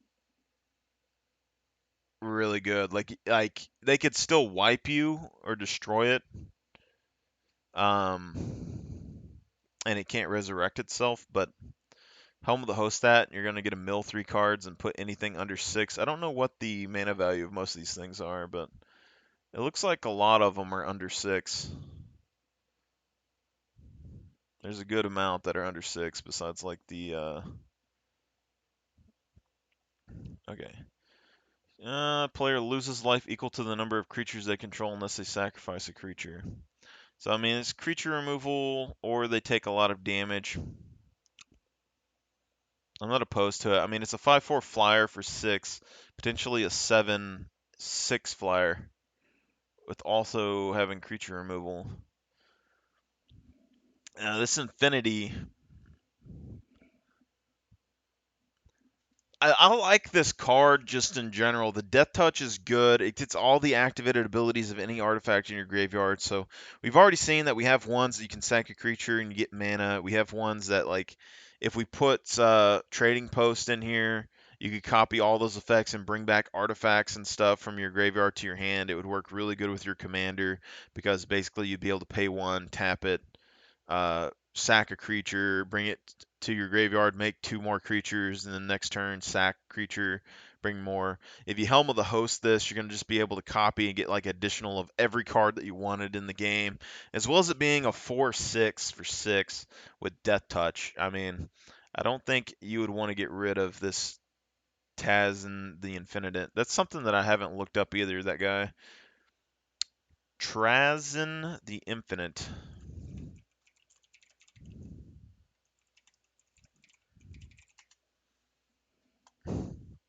Just gonna look at his lore. There's a lot of lore in Warhammer. Also known as Trazin the Infinite, is a Necron overlord and self-proclaimed archaeologist. Solomon's Galleries of the Necron Tomb World of Solomon.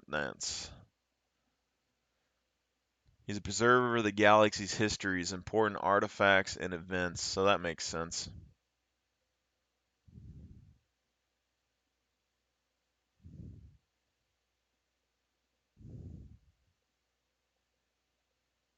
Huh. I kind of like that, dude. Here's my thing too, is like I know Warhammer, like all the lore is kind of like everybody's sort of bad, but part of me thinks that the Necrons aren't that bad. You might think I'm crazy for saying that, but like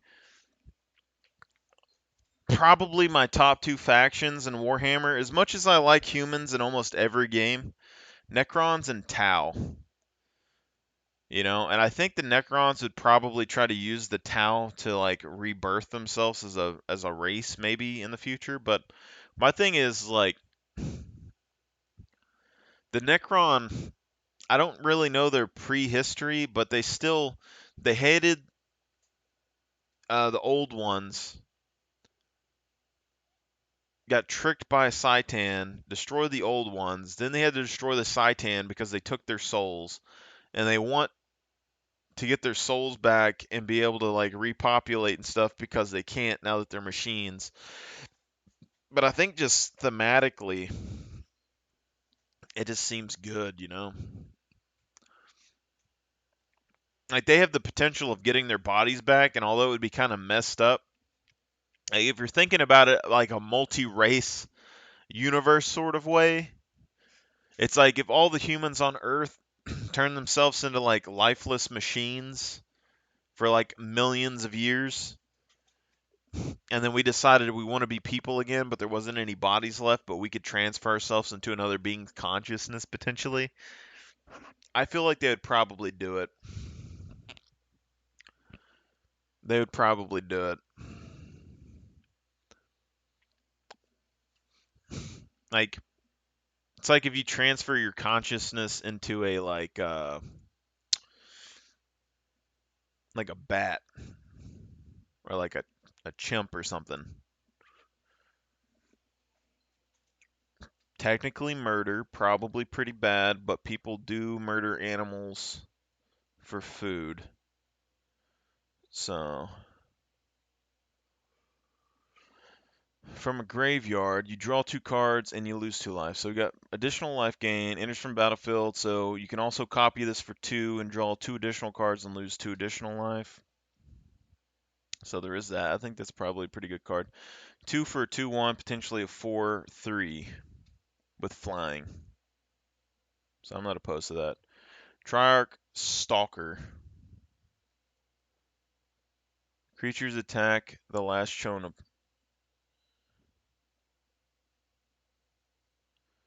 at the beginning of combat on your turn.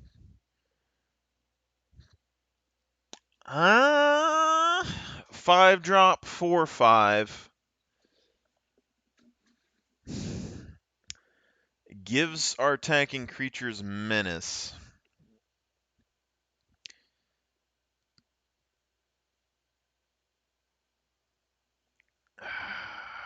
I mean, menace is good.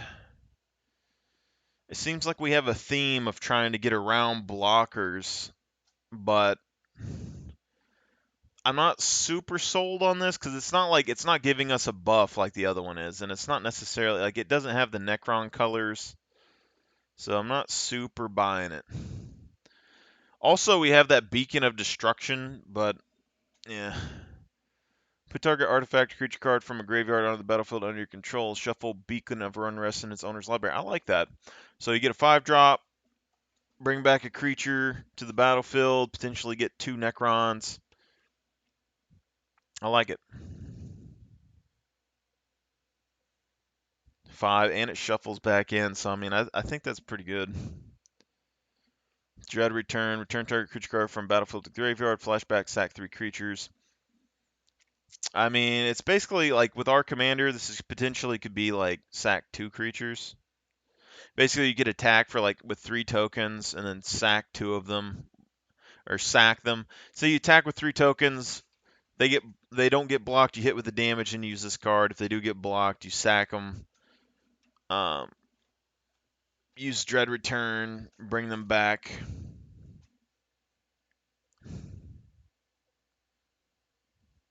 Yeah. Living Death. So this is the one from the it's also in the Lord of the Rings one, I believe. So yeah, basically removes the stuff from the battlefield, puts it in the graveyard, and all the graveyard stuff comes to the battlefield. Potentially could be good because you could basically get rid of all your main creatures and have a bunch of tokens and then swap out your tokens for main creatures. Mutilates. All creatures get -1 till end of for each swamp. So this is an additional board wipe. Okay. Their name is Death, so this is potentially another one the Necrons could use. Saul, what he had done, he knew that the true nature of the and doom. Yeah. See, because it's just like when you read the lore of the Necron, or like at least the wiki lore of the Necron, I know that they're metal bodies and they don't really have emotion or whatever now, like they don't feel a whole lot. But when you read the stuff of like the Silent King and all that, like he has humanity in him. Like he has like he feels bad for what he done to his people or something, so he like exiles himself in penance and things. He comes back and he's not forcefully using command protocols to control his people again. He's like trying to work his way up. So like I think they have some humanity about them to where they're actually pretty good people potentially, but they're also really fucked up. Their number is Legion, 4 and X. Create X tapped 2/2 Black Necron Warrior artifact creature tokens. Then you gain life equal to the number of artifacts you control. Exile the numbers Legion. You may cast number Legion from your graveyard. My question is,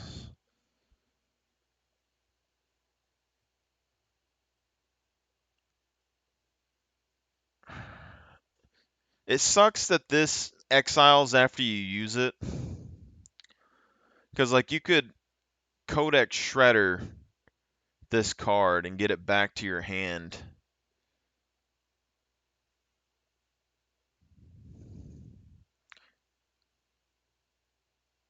I'm sure it exiles before it goes back to the graveyard.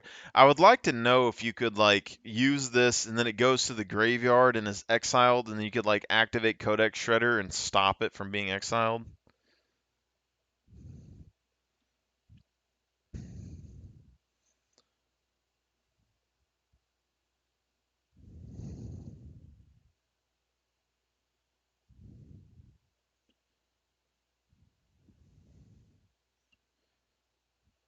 This is actually a pretty potent effect.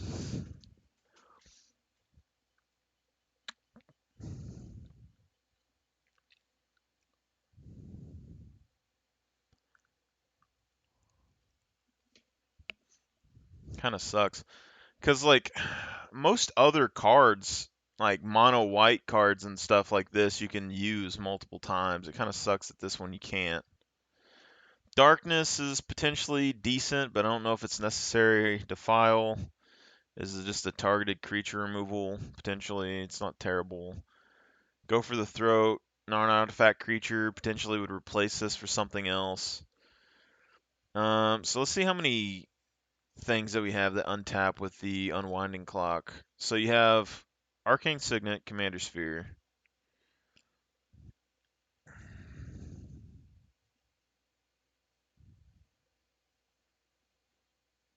Activated abilities of cards in your graveyard cost 2 less.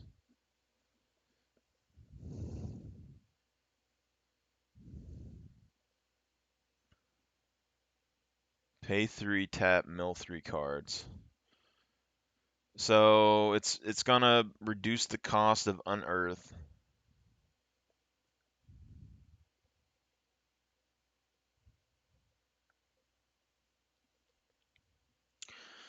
Yeah.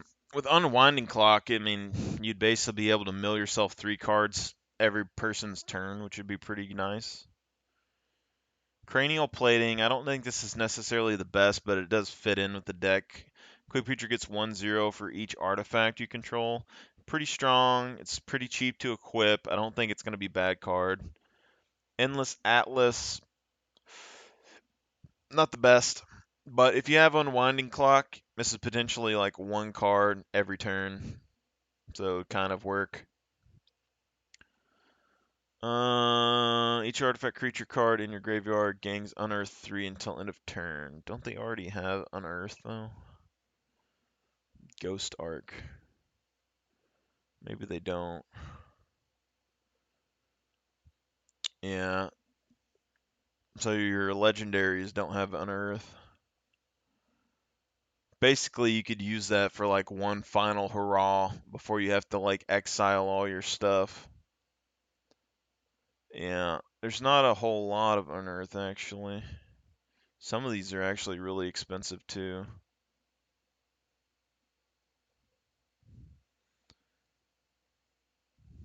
Where's it at? Ghost Arc. So they get Unearth 3. So you'd still have to have a lot of mana to use it. But potentially, I mean, there's potential to do a lot there. Guild Lotus, like, if you have Unwinding Clock, I mean, that's going to fuel pretty much everything you'd want to do every turn. Hedron Archive would be good with Unwinding Clock. Calm down, draw 2 cards, discard a card. I mean, not terrible. Mind Stone, so you could, I mean, you could sack these to draw another card. Wait. They're all artifact creatures. Mystic Forge.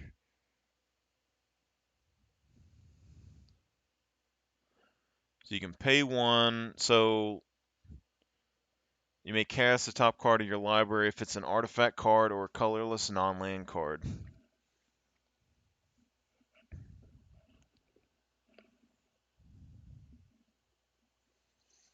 I'm assuming that's sorcery speed, but if you have Unwinding Clock, you could basically pay a life, exile the top card of your library until you find something that you want. So say you have enough lands and you have like a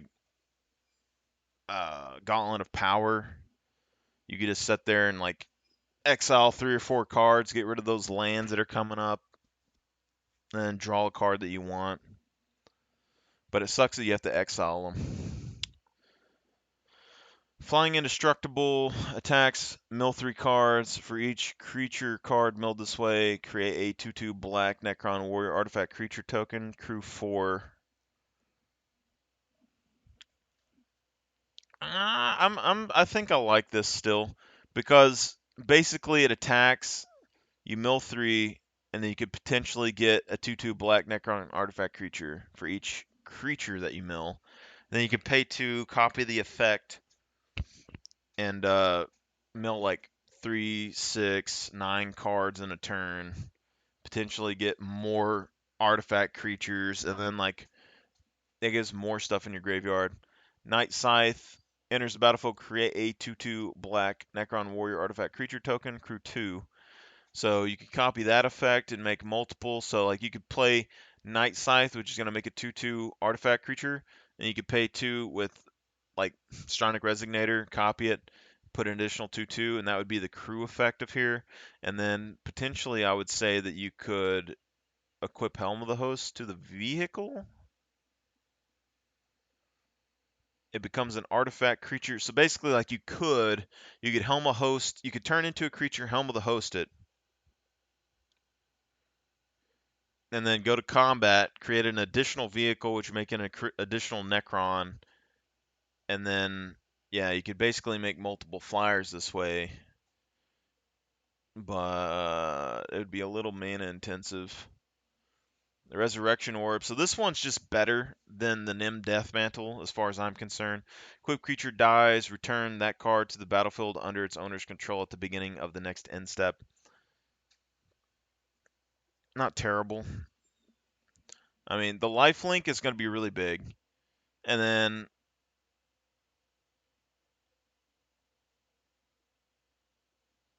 it's basically the same mana cost as the other one as well.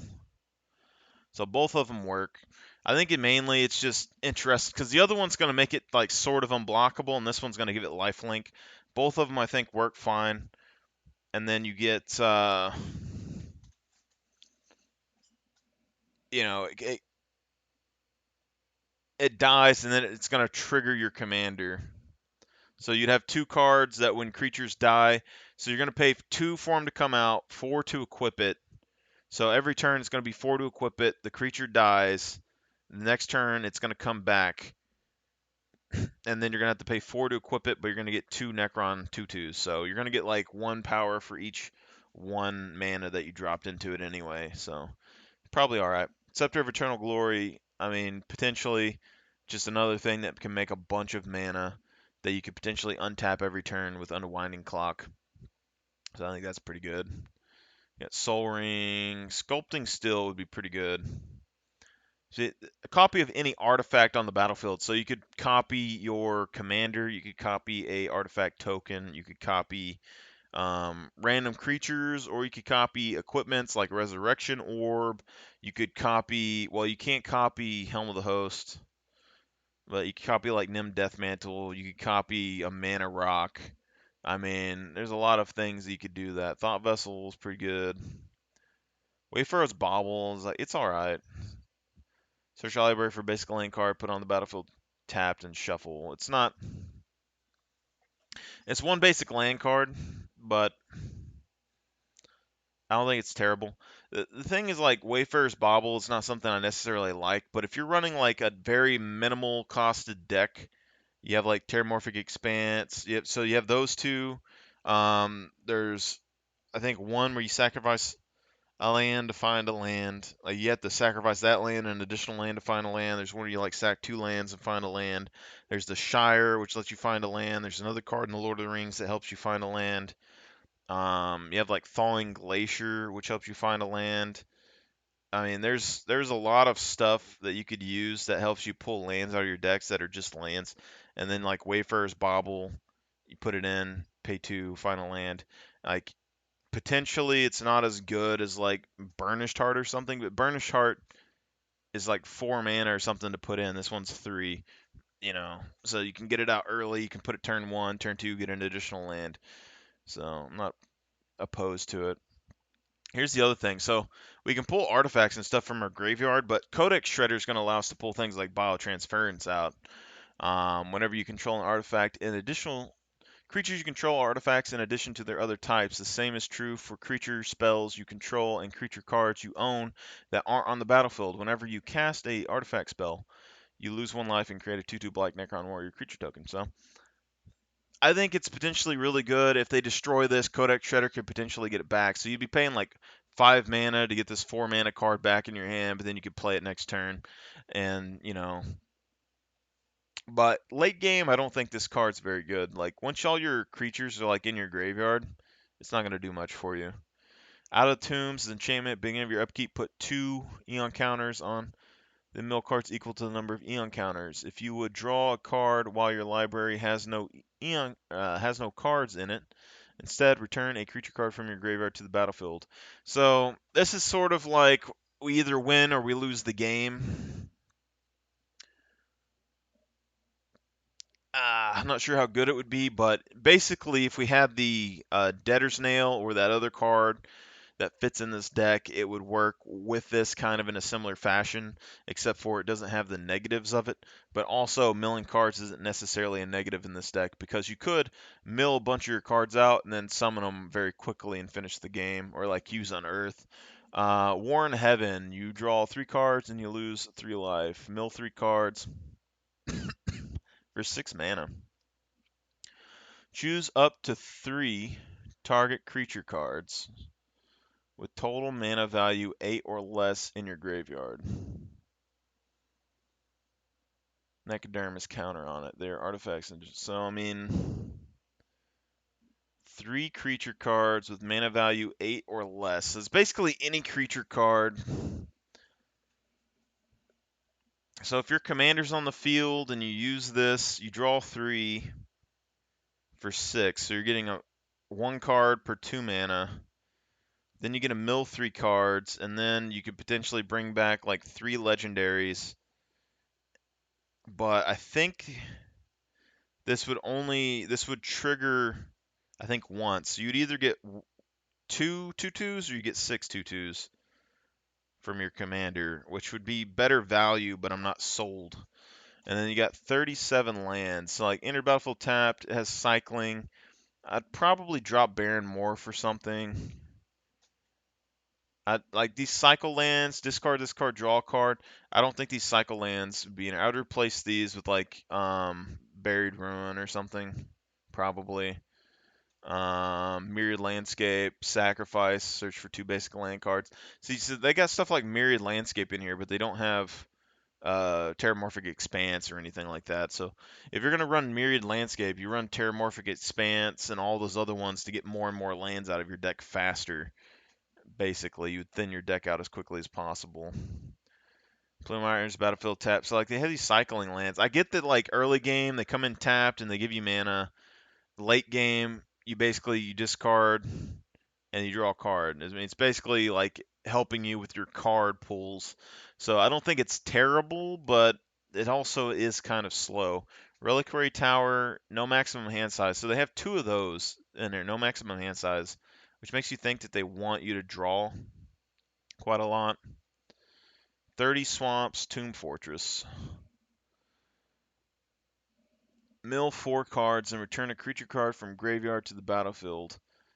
Yeah, so Tomb Fortress is basically going to be like Buried Ruin, but it costs more and it enters tapped. Yeah.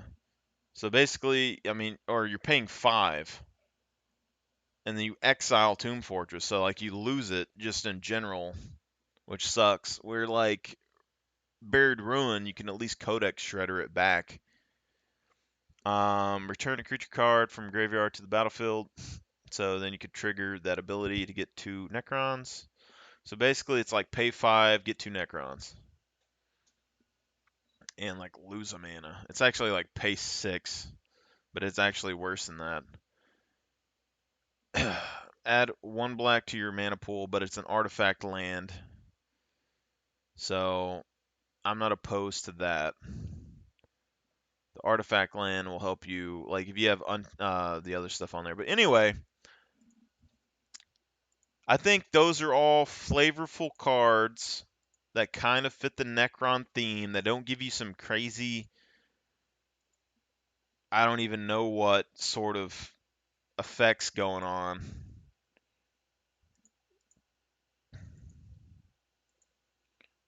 And price-wise,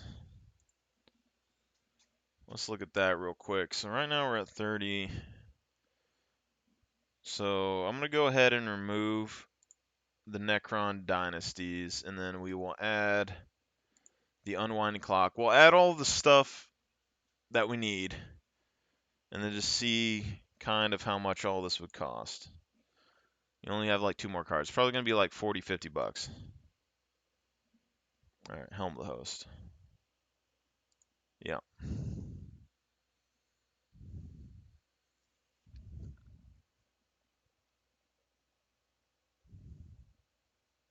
What was this? It's from the Marchesa deck. Okay. It's a 2-drop that gives you Vigilance. Interesting. Yeah, I have a bunch of cards planned for my Marchesa deck. I still got to thin it out. I'm gonna do proxies for those. Do we have trading posts in here? Yeah, we do. So I mean, you're looking at 48 bucks, potentially less depending on what you do. So Bolus's Citadel foil $8, so you could probably get a cheaper one.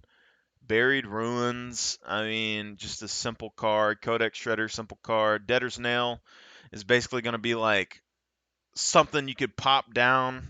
It's a 7-drop. You replace one of those Citan creatures with it. It's going to bring back a creature every turn for you from anyone's graveyard, which is already pretty good. Gauntlet of Power, going to give you additional mana, additional buffs. Helm of the Host, Lithoform Engine can copy. Like, Helm of the Host can go. Like, here's how we're looking at this right now. Okay, Bolus's Citadel helps you play any card. So it's good in any situation for the most part, as long as you have life. Buried Ruin is going to help you get back any card. So it's pretty good in pretty much every situation if you were going to do it. Codex Shredder can help you get back any card as well as mill a card, so it helps both your strategies. Even though it's a little bit more mana intensive, it's something that can get you something that you need. And like if you have no board wipes left, that can get you a board wipe back. If you need Debtor's Nail, that can get you Debtor's Nail back. So it's just something that's there for safety and precaution, as well as you can get some of your creatures out of your opponent's graveyard that could lose you the game. Gauntlet of Power helps you with buffing your creatures, helps you with adding additional mana. I don't think there's any negative to that, really. Your opponents get the buff too, but it's not that big of a deal, I don't think. Helm the Host, because you're probably going to get more benefit from this because you got more swamps. Helm of the Host can go pretty much with every creature that you have in your whole deck. Doesn't matter. It's going to be good. Lithoform Engine can copy almost everything that you have in this deck going on, especially your commander. So still going to be good. This one is for my Marchesa deck, so I'll save that for later. Yeah, that's just on there for my political deck that I'm working on for Marchesa. I got something really good planned there. So we're at $47. Nim Death Mantles, potentially same as Resurrection Orb, can work with any of the creatures that you have. Also lets them go to the graveyard and then bounce back, so I think that's really good. Stronic Resignator gets to go in, pretty much can work with every single card in the deck almost. I mean, those tapped abilities, no, but at least it's going to work with your commander. It can work with some of your land ramp. It can work with some of your other creatures' effects, your removal effects, everything else. Trading Post basically does everything that you want in the deck for the most part. Brings things back from your graveyard, can make additional blockers if you need to, can get you draw a card. I mean, there's pretty much nothing that you could really say about that. Unwinding Clock, not the best, not the worst. I mean, you don't necessarily need Unwinding Clock, but it is going to basically give your creatures vigilance. So it's going to help you at minimum with that. But also, if you happen to get one of those legendary creatures out that tap, you're going to be able to use their effect every single turn. Like this has a couple of game-ending combos and potentially opening up additional mana for you to use that you wouldn't have access to previously. So any of those cards that have like flash effects, any of the cards that um, uh, if you need to block and you need to attack at the same time, any of those cards that like tap creatures and give X life, any of the artifacts like the trading posts that you can tap, sacrifice an artifact, bring something back from the graveyard.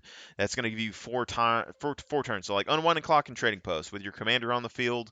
Um, you sacrifice a creature, activate trading post, bring back a thing to your hand or whatever. Unwinding clock is going to retap that. You're going to make two twos, and then you're going to be able to do that for 3 turns. So you're going to get 3 cards back and get additional soldiers on the field. There's just way too much that's a benefit there. Worm Coil Engine. Don't necessarily need this, but it does fit flavorfully. It does give you an access to additional lifelink. It does give you access to additional death touch. It does give you access to additional sacrifice creatures, so that's good. And then Strata Scythe, not necessarily needed in the deck, but it is something that you can basically put down and then equip to any creature to give it a very powerful power boost. And then we have enough menace and stuff in the deck to potentially swing through, or we have enough flyers that you can connect this to swing over the top.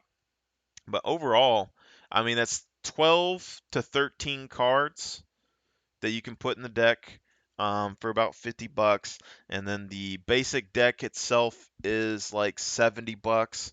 So you're looking at like 100 and something bucks, $120 for all that. So I don't think it's terrible. And that is the upgrades I would do beginning to the Necron deck to keep it flavorful, give it a little bit of power boost potentially, some additional benefits, and also just keep the color scheme and other overall like scheme of the deck in general. 2 Saitan creatures, they're coming out. 100%. Where's the deck at? So the 2 Cyan creatures, those things are cuts. You're going to need Stronic Resignator and the other one in there. Uh, this Destroyer card, potential cuts, that's going to be third. Probably put in like Debtor's Nail or something in there. This Triarch Stalker could potentially be a cut. I'd probably keep the Psychomancer in there, but you could cut it. This thing could potentially be a cut, but it still has a lot of flavor to it, so maybe not. It's also a flyer. Um, yeah, so that's 3. You could cut Darkness. You could potentially cut Go for the Throat.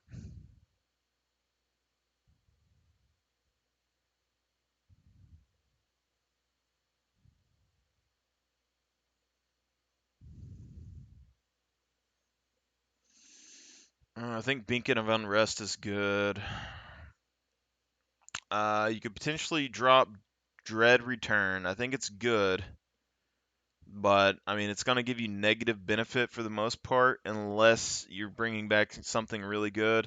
It's also a 4-drop, but also like we have Beacon of Unrest. We're going to have the Debtor's Nail. You're going to have the Techromancer, and you have the Living Death. So you're already going to have like 4 graveyard resurrections. Then you could potentially have Codex Shredder in there that would replace Dread Return. It has like basically the same cost, but this one brings it to the battlefield. And basically, uh, Codex Shredder isn't going to bring something to the battlefield, but it's going to bring back any card that you want. So even like Living Death, you could resurrect it and bring it back again. So I don't think you really need a Dread Return. Beacon of Unrest I would keep just because it shuffles back into your library, which could be a negative or benefit, basically. But if you ever get to like the very end, like say that you're playing that card that lets you like draw all your cards or mill all your cards to your graveyard, you could still like bring back Beacon of Unrest to your hand or something, and then play it, put it back into your library, and then the next turn you would have a card to play over and over again. So I think probably good to have that in the deck. Um, Mutilate's a board wipe that could potentially kill you as well. I'm not positive on it. I'd probably keep it in there at the very beginning. Their name is Death. I'd probably keep in. Number is Legion. I'd probably keep in just because it has good flavor. Don't think it's necessary, but flavor-wise, I think it's really good. Also, it's a mana sink, so if you do get like 20 mana, which is possible here, that's like 16 2/2s, you know, and you gain life. So potential life gain, probably keep that in. I think we're like 5 removes so far. Cranial plating could potentially be a remove, but it's also pretty strong and fairly cheap, so I'd probably leave it in there. Because the thing is, like, you have cranial plating and you have like that strata scythe in there. There's things you could do with that. Endless Atlas you could potentially cut, but if you have that untapping clock in here, it becomes better. The Ghost Arc could potentially be useful because not everything has Unearth. I'd probably keep most of the mana in there for now. Mystic Forge is like basically another Bolas Citadel. You could potentially cut the Night Scythe, just because it takes too much to operate, basically. The vehicles I don't think work super well. The Necron Monolith I'm fine with, because it helps you mill, and you get potentially multiple Necron creatures, and you can copy this effect. Whereas like Night Scythe, it's basically 3 for a 2/2. And then potentially you could arm something. If you needed to fly over to hit somebody, it could be good. Or if you needed like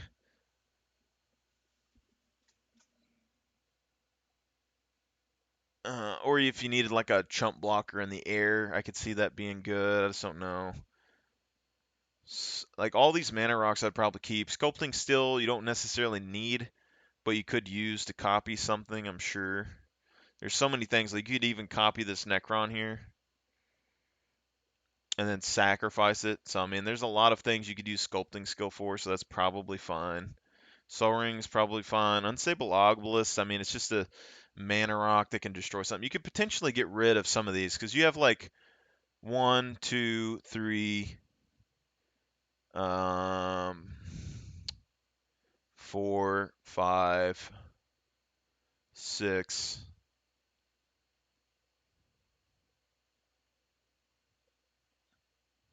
7, 8, 9, 10, 11, like mana rock things, and then like 37. So you already look like 50% of the deck is mana right now, which just seems a bit high to me. Baron Moore, I'd probably replace one of these with the ruins, one of these with the trading post or something. I don't think you need them. Myriad Landscape is good in the probably, but I'd probably get rid of it. It's just it's good, but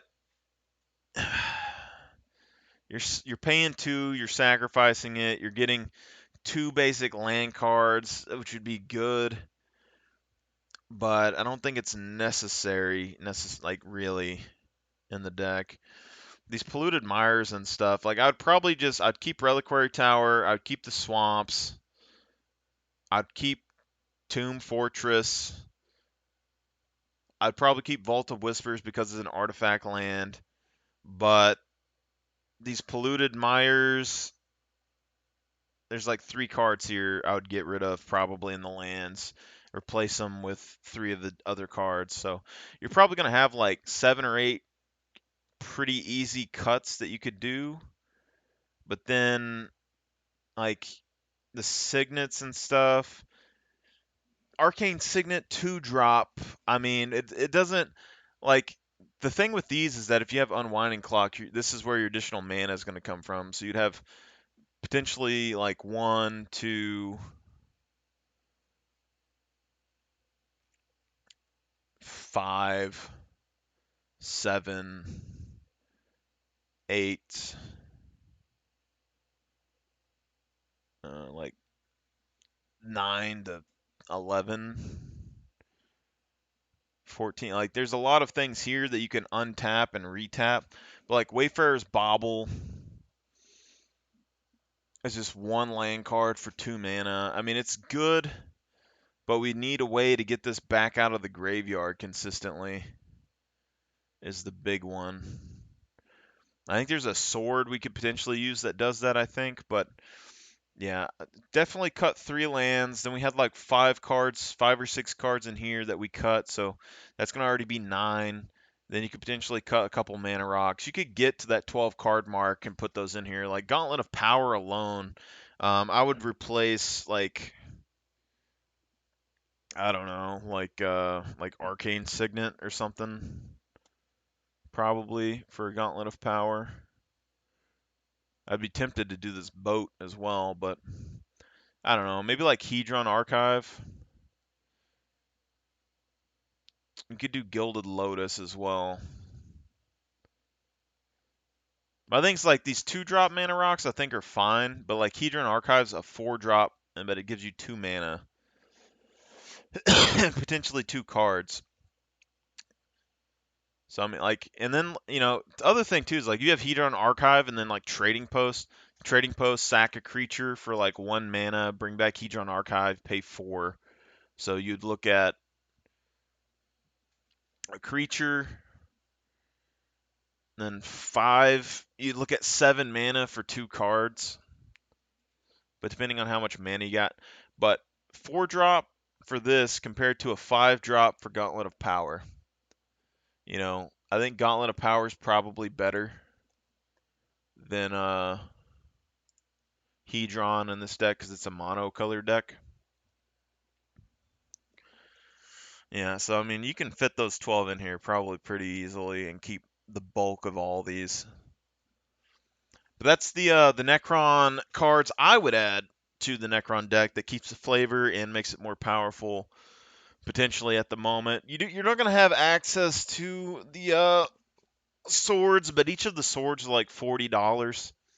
And we're not positive that you necessarily need those here anyway. So, and you're not going to have like search cards. You could add like tutors, but I don't think any of those necessarily matter either. Most of these cards that we're adding are artifacts, and there's already things that allow you to bring artifacts back from the graveyard in here, even though I think they're probably mostly creatures. And it's like artifact creatures that come from the graveyard. But removing any artifact from your graveyard in general, like even if they exile your graveyard, those are additional artifacts that are going to go through. So hopefully that gives you an idea. I think those are really flavorful for the most part. And then, if you have any suggestions for your stuff, just send me a message or whatever. I'll try them out in my decks. But I think we're doing pretty good right there. You're looking at like $120 maybe. So 40, 50 extra dollars, like 110, $120 for the Necron deck being fully set up. Y'all guys have a good, and I'm gonna head off right now and try to purchase some more cards. The one thing I don't know about, like the explosive apparatus, is just a card that I found, but like if you look at it though, it just looks like a Necron bomb. But the fact is that you're not gonna have a way to get this out of the graveyard very easily, and it's like 4 mana, 2 damage to any target. Potentially, you could like copy it and just keep dropping like 2 damage on an opponent over and over again, but I don't think it's the most crazy thing in the world, to be honest.